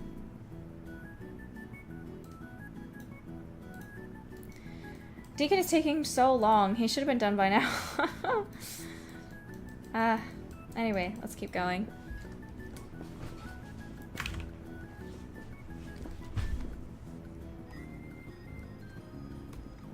Yeah, the tail on the armor is actually a blade. They strap a blade onto the backs of their tails and use it to swoop around. Swish, swish.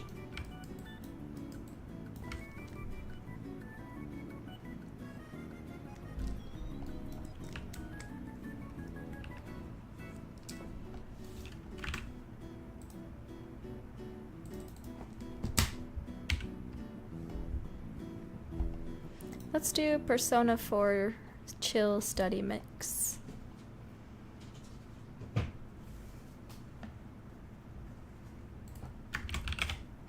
Persona 4 Chill Study Mix.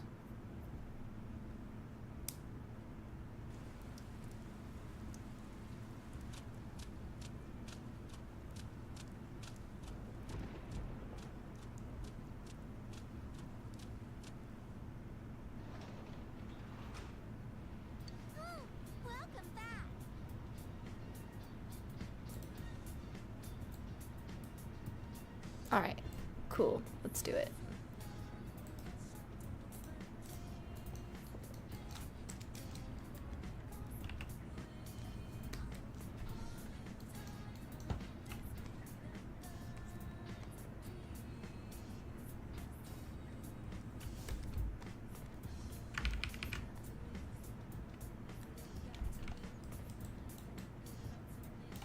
Is there a post office that delivers mail all over the galaxy? Oh, I'm sure there is.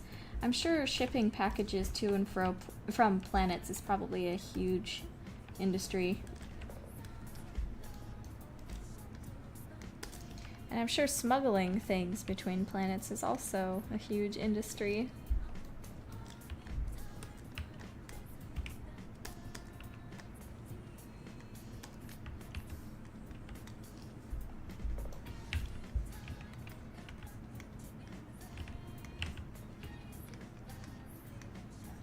I imagine people would not be sending letters, though. They just use electronic means. Packages, though. That would be an expensive industry.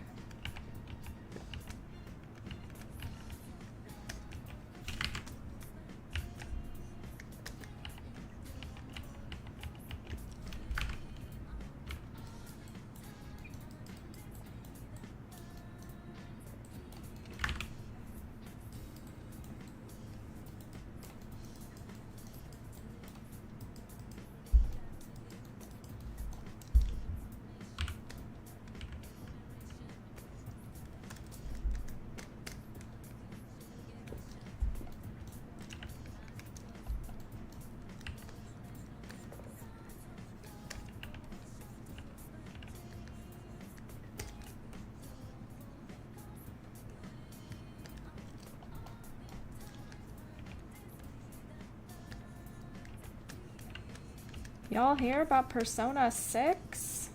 Woohoo! I'm excited.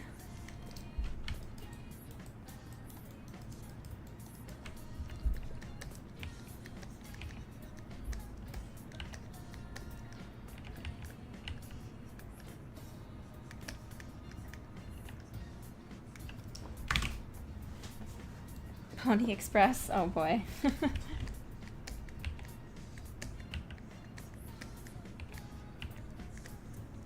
Let's hope it doesn't end like mouthwashing.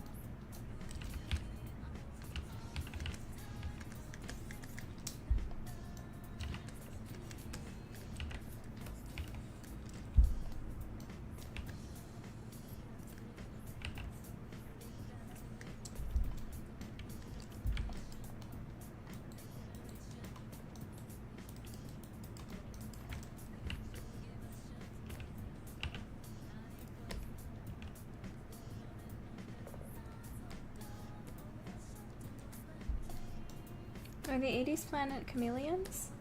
The 80s planet are like bird raptors. Bird raptor people with giant feather hair.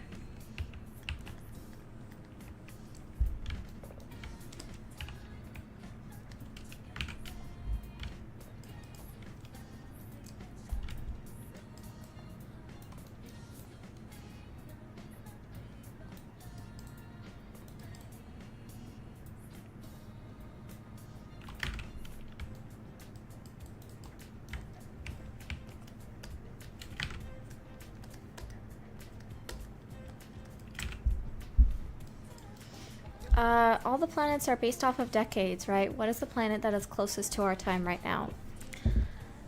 Well, Earth is cyberpunk future. So it would actually be pretty far from our current time.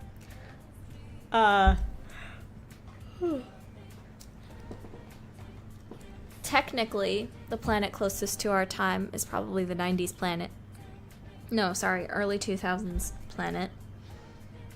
Which is the apocalyptic praying mantis people planet that nobody wants to go to because it's basically run by warlords.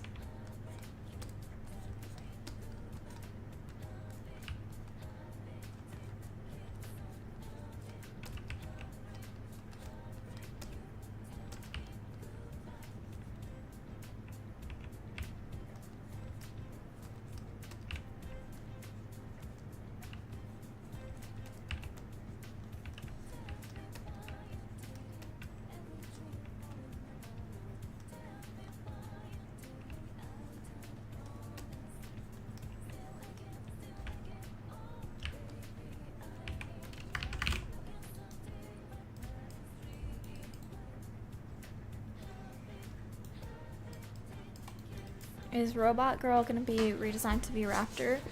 No, because she's from Earth, not the 80s planet.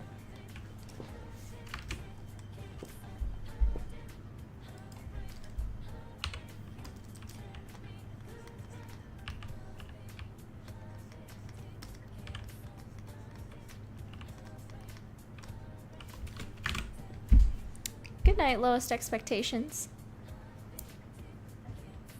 Yes, Earth is cyberpunk.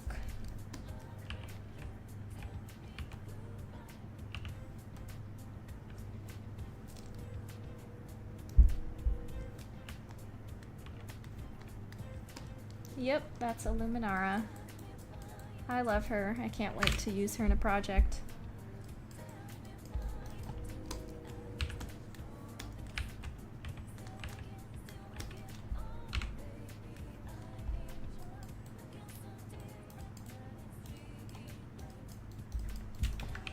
I guess it's similar to Ghost in the Shell, though I haven't watched it yet. I really should.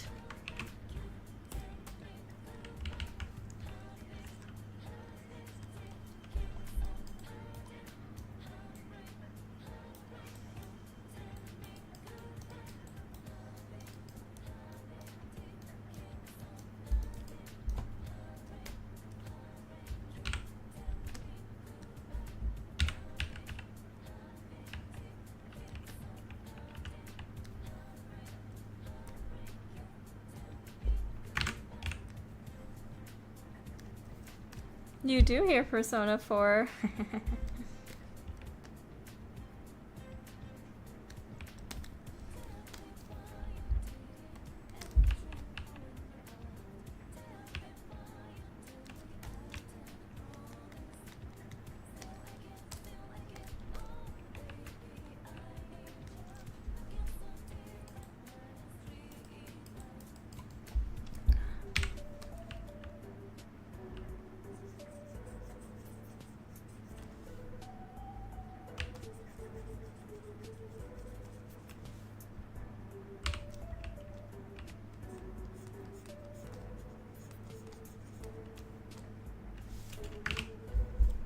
I have not seen X-Men 97. I don't have Disney Plus right now.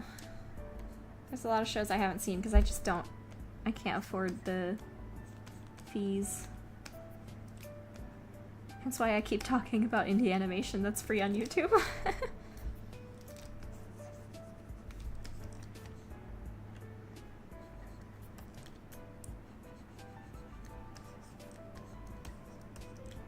Or stuff on my parents' Amazon Prime.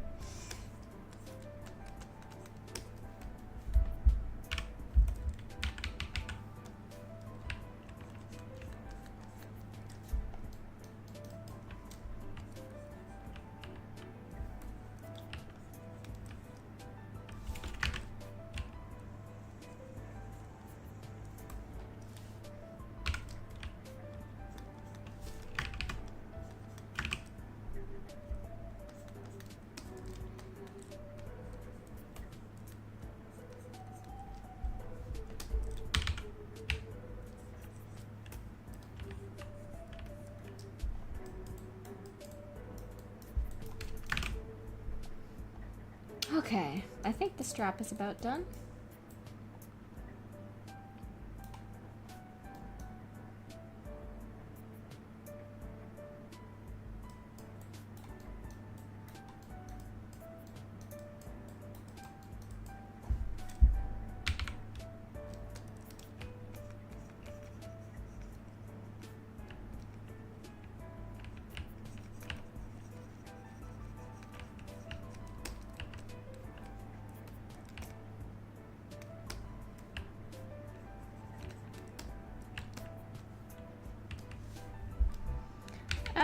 He's not gonna have the prefect badge. I found out that it's just not common for kids that young to have that in British schools. It's more of an older student thing. So it'd probably be kind of weird for him to have one.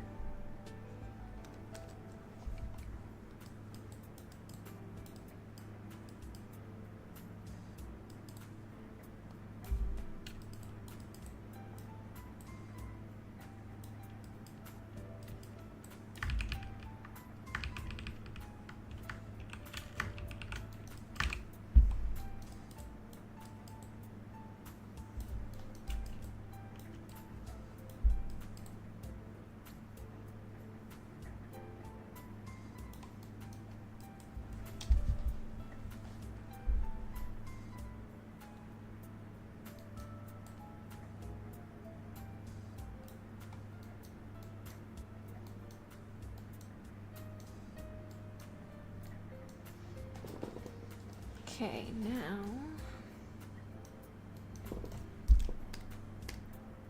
unfreeze all. I should probably get back to working on those work boots. They're almost done. But I don't wanna.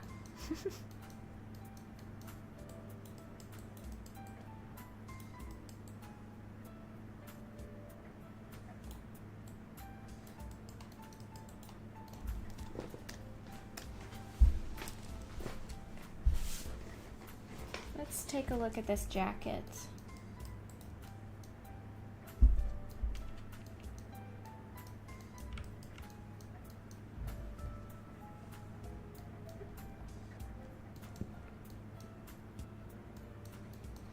I'm gonna look up reference for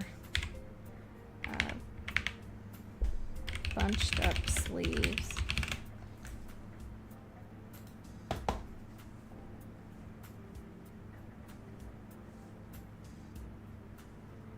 or rolled up sleeves.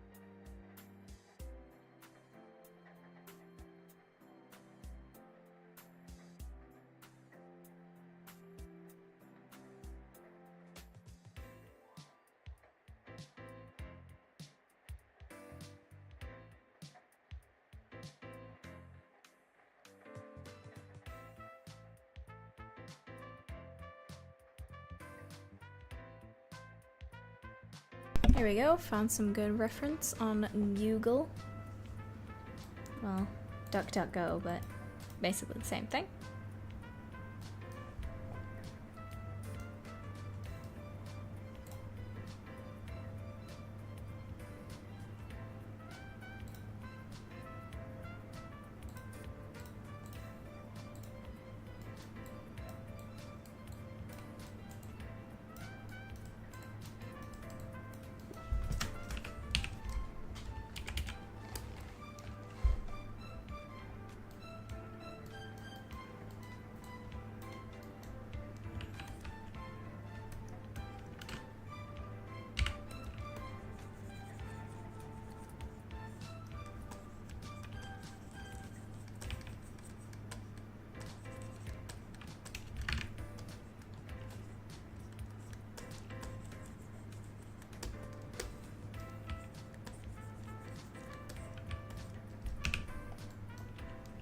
What grade are...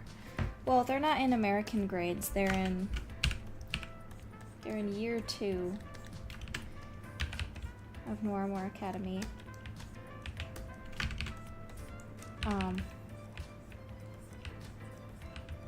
And they're around 12 to 13 years old.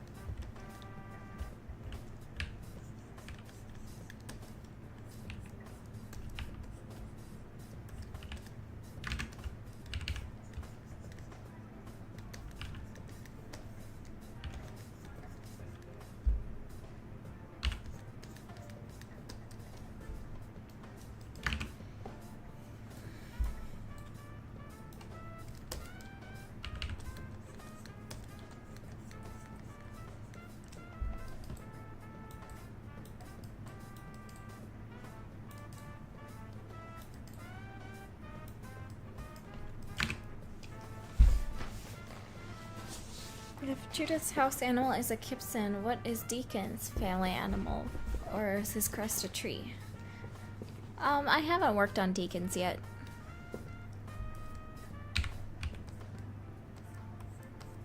So I don't know for sure.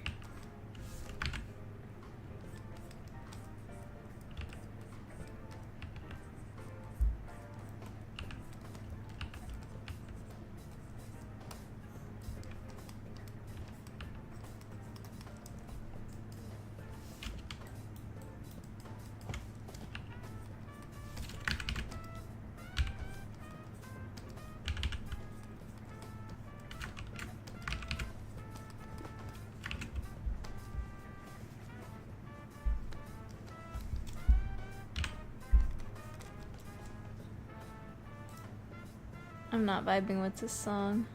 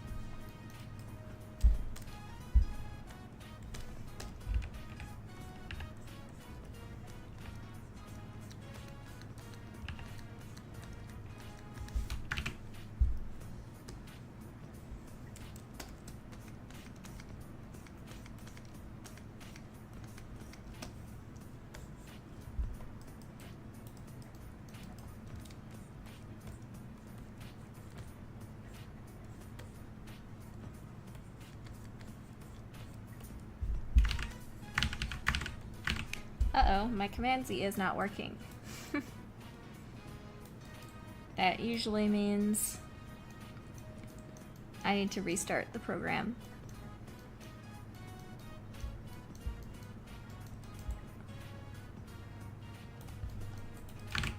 Whoopsie. Let's restart.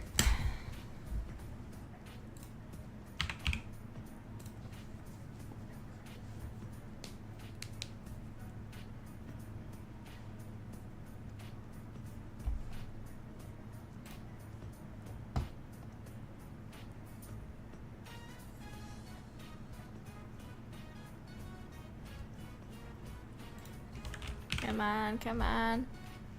There we go.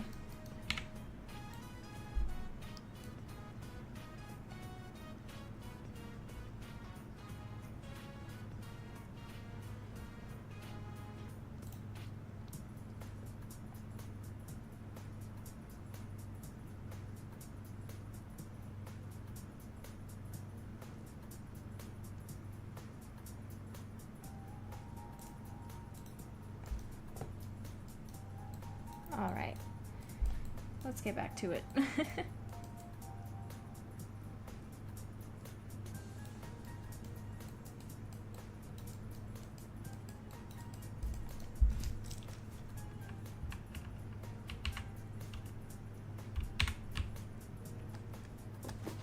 Good night, Oscar.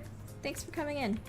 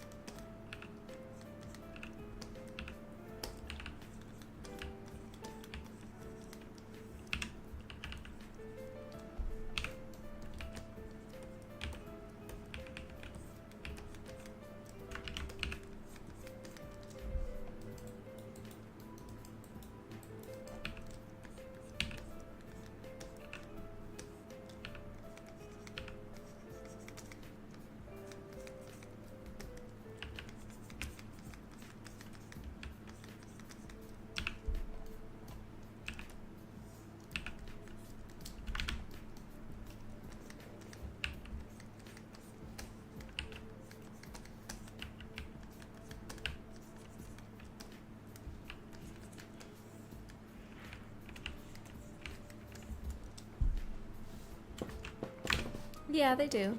They wear roller skates.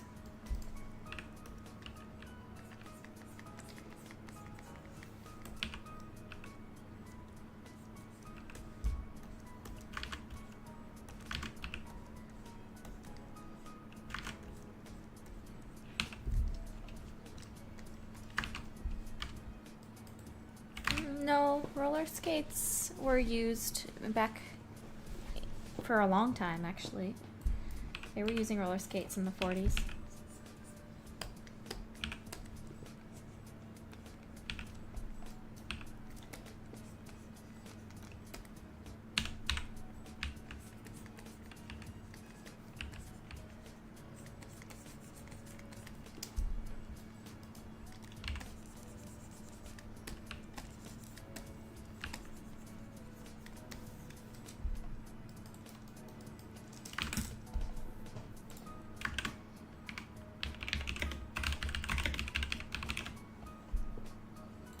Though usually they would strap onto your shoes back in the day. This is what roller skates used to look like.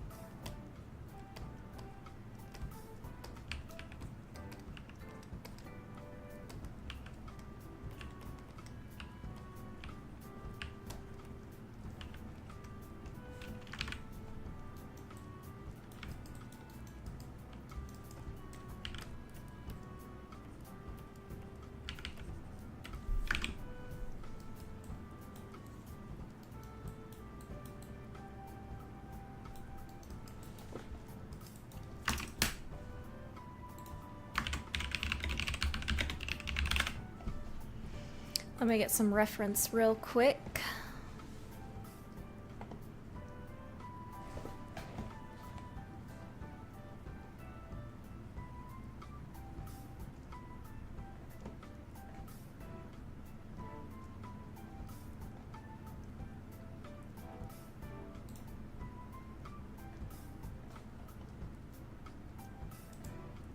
Reference time.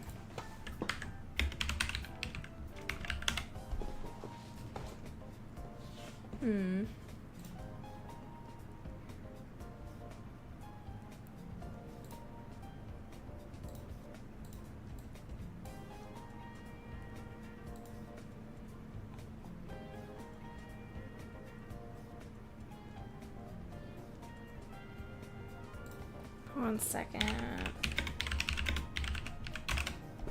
Reference. Come on.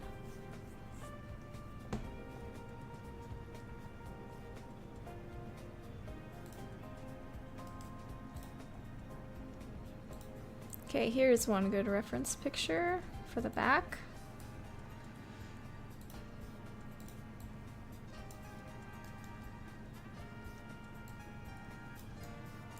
But I need to find more reference, please.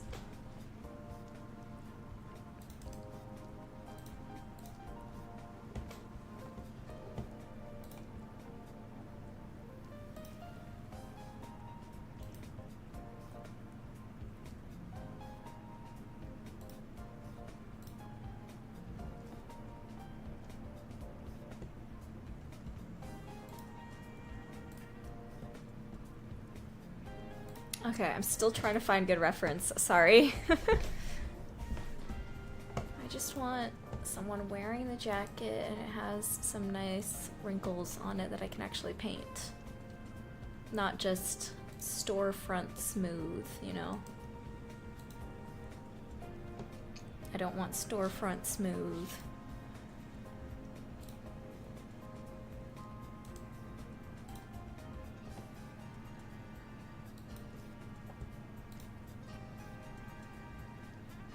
I want like some human being is actually wearing it. So it has wrinkles.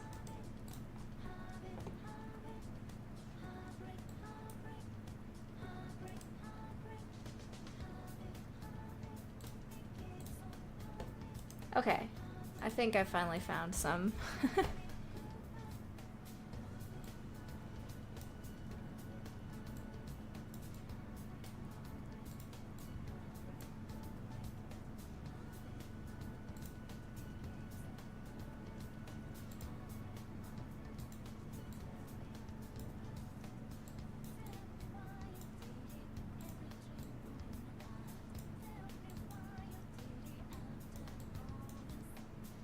There we go, finally.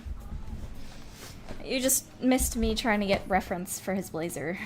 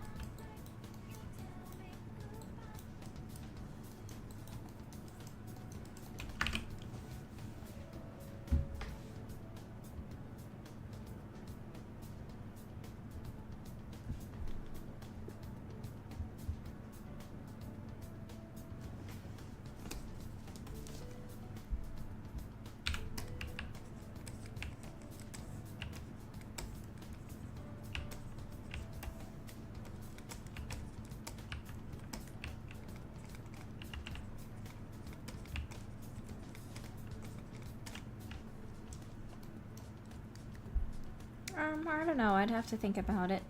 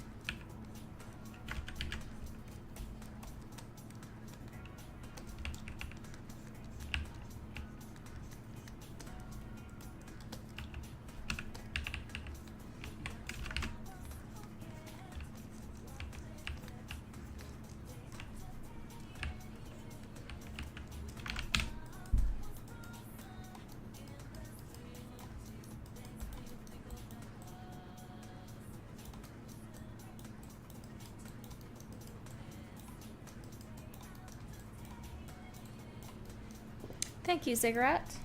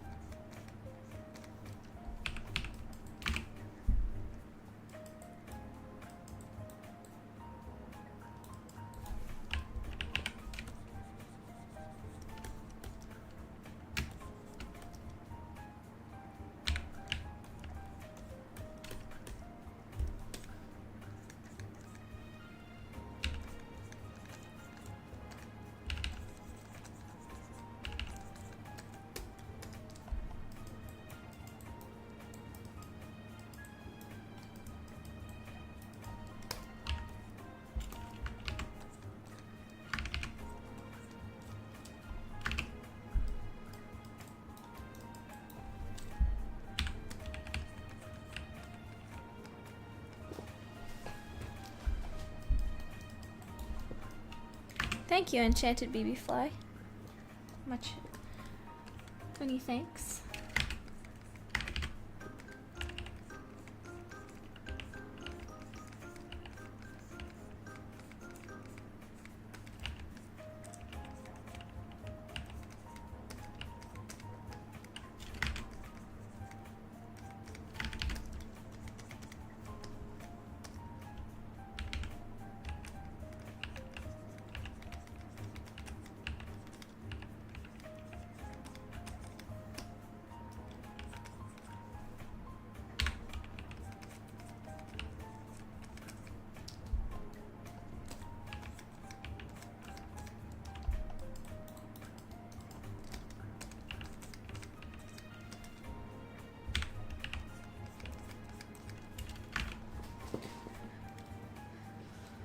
What made Deacon's dad decide to name him Deacon? Because that's what he wanted him to be.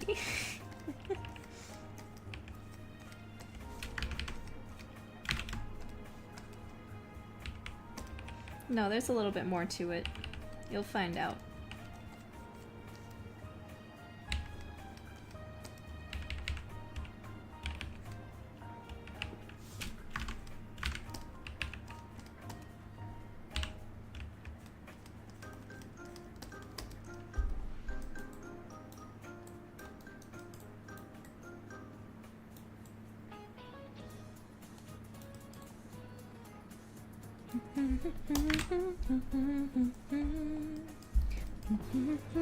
Oh my goodness. Project Seltzer, thank you very much for the donation of $10. Always enjoy the modeling streams and learning how this and Kitty Roo got made. Kind of reminds me of how I learned Lua and different pixel art tools for my game Razor Adventure. Learned as I went. That's so cool. Thank you so much.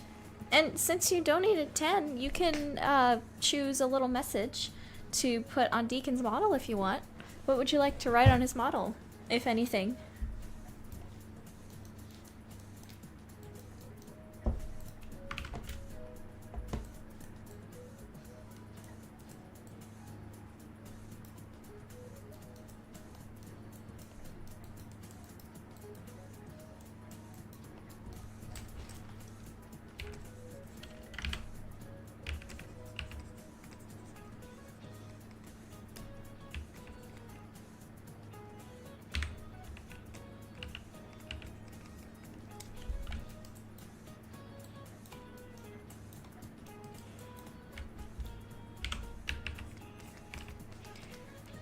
Donation really helps out. We're actually starting, if you read the Kickstarter update, by the way, here's a cool update. We are going to be starting to record voice acting this month for the game proper, not just demo voice acting. So pretty excited, gotta say.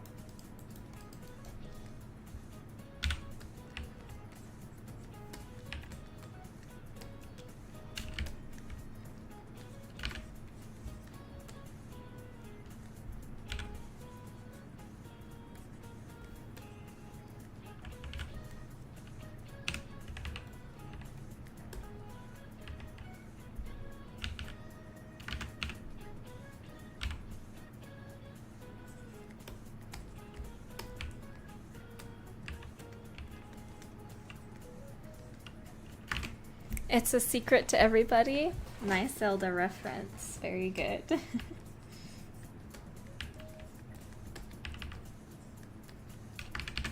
Alright, I will go ahead and write that. 1 second. Let me finish up this bit here.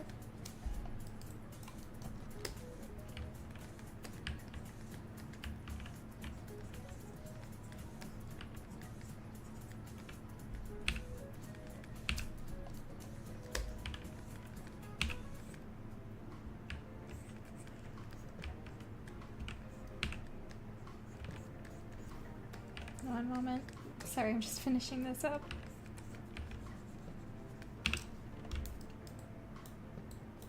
Okay, let's do notes. Alright, where should we write it?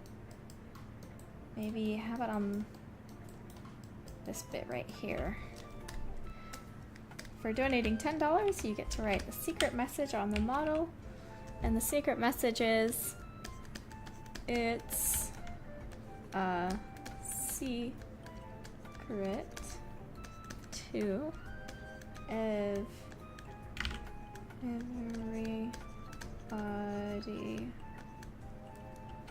Sweet. Thank you so much for the donation.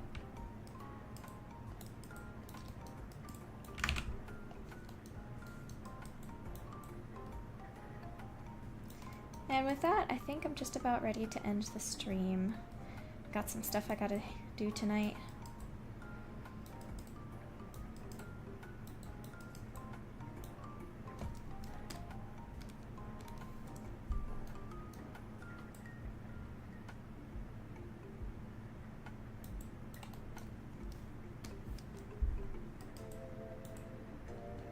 He's not done yet. I think I'm gonna finish him off stream. Because there's just a little more to do and a little more refining. But he's almost done. He's getting there.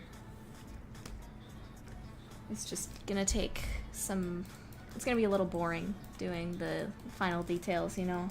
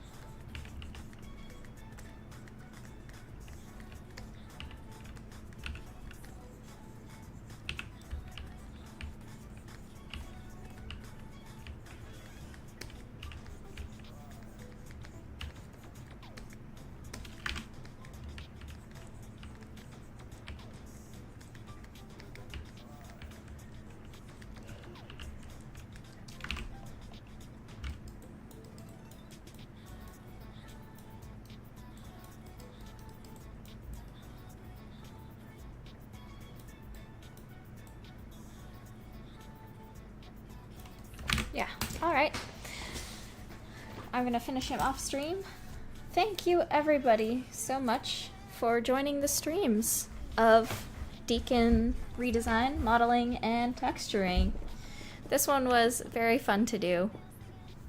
And I don't know why it took so long, but probably because I also streamed stuff I usually don't. Because I usually don't stream doing the UV unwrapping. That's probably why it took a longer time than usual to finish him.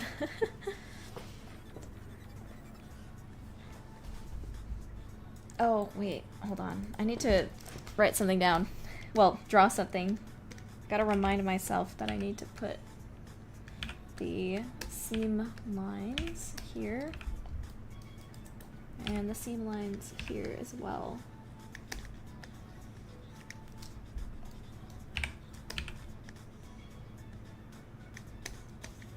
And a seam line here too. Can't forget to work on those off stream.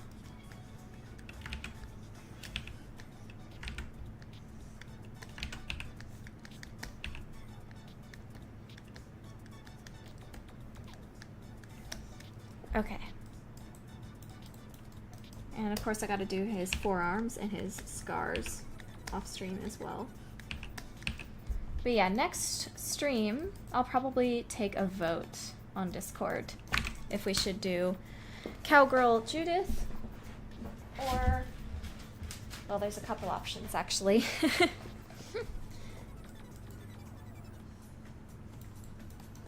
Texturing the knight. Or starting the work on the revamped Crystal Horse, Raranok. Those are all some great options, I think. Alright, thanks for joining the stream. See you guys.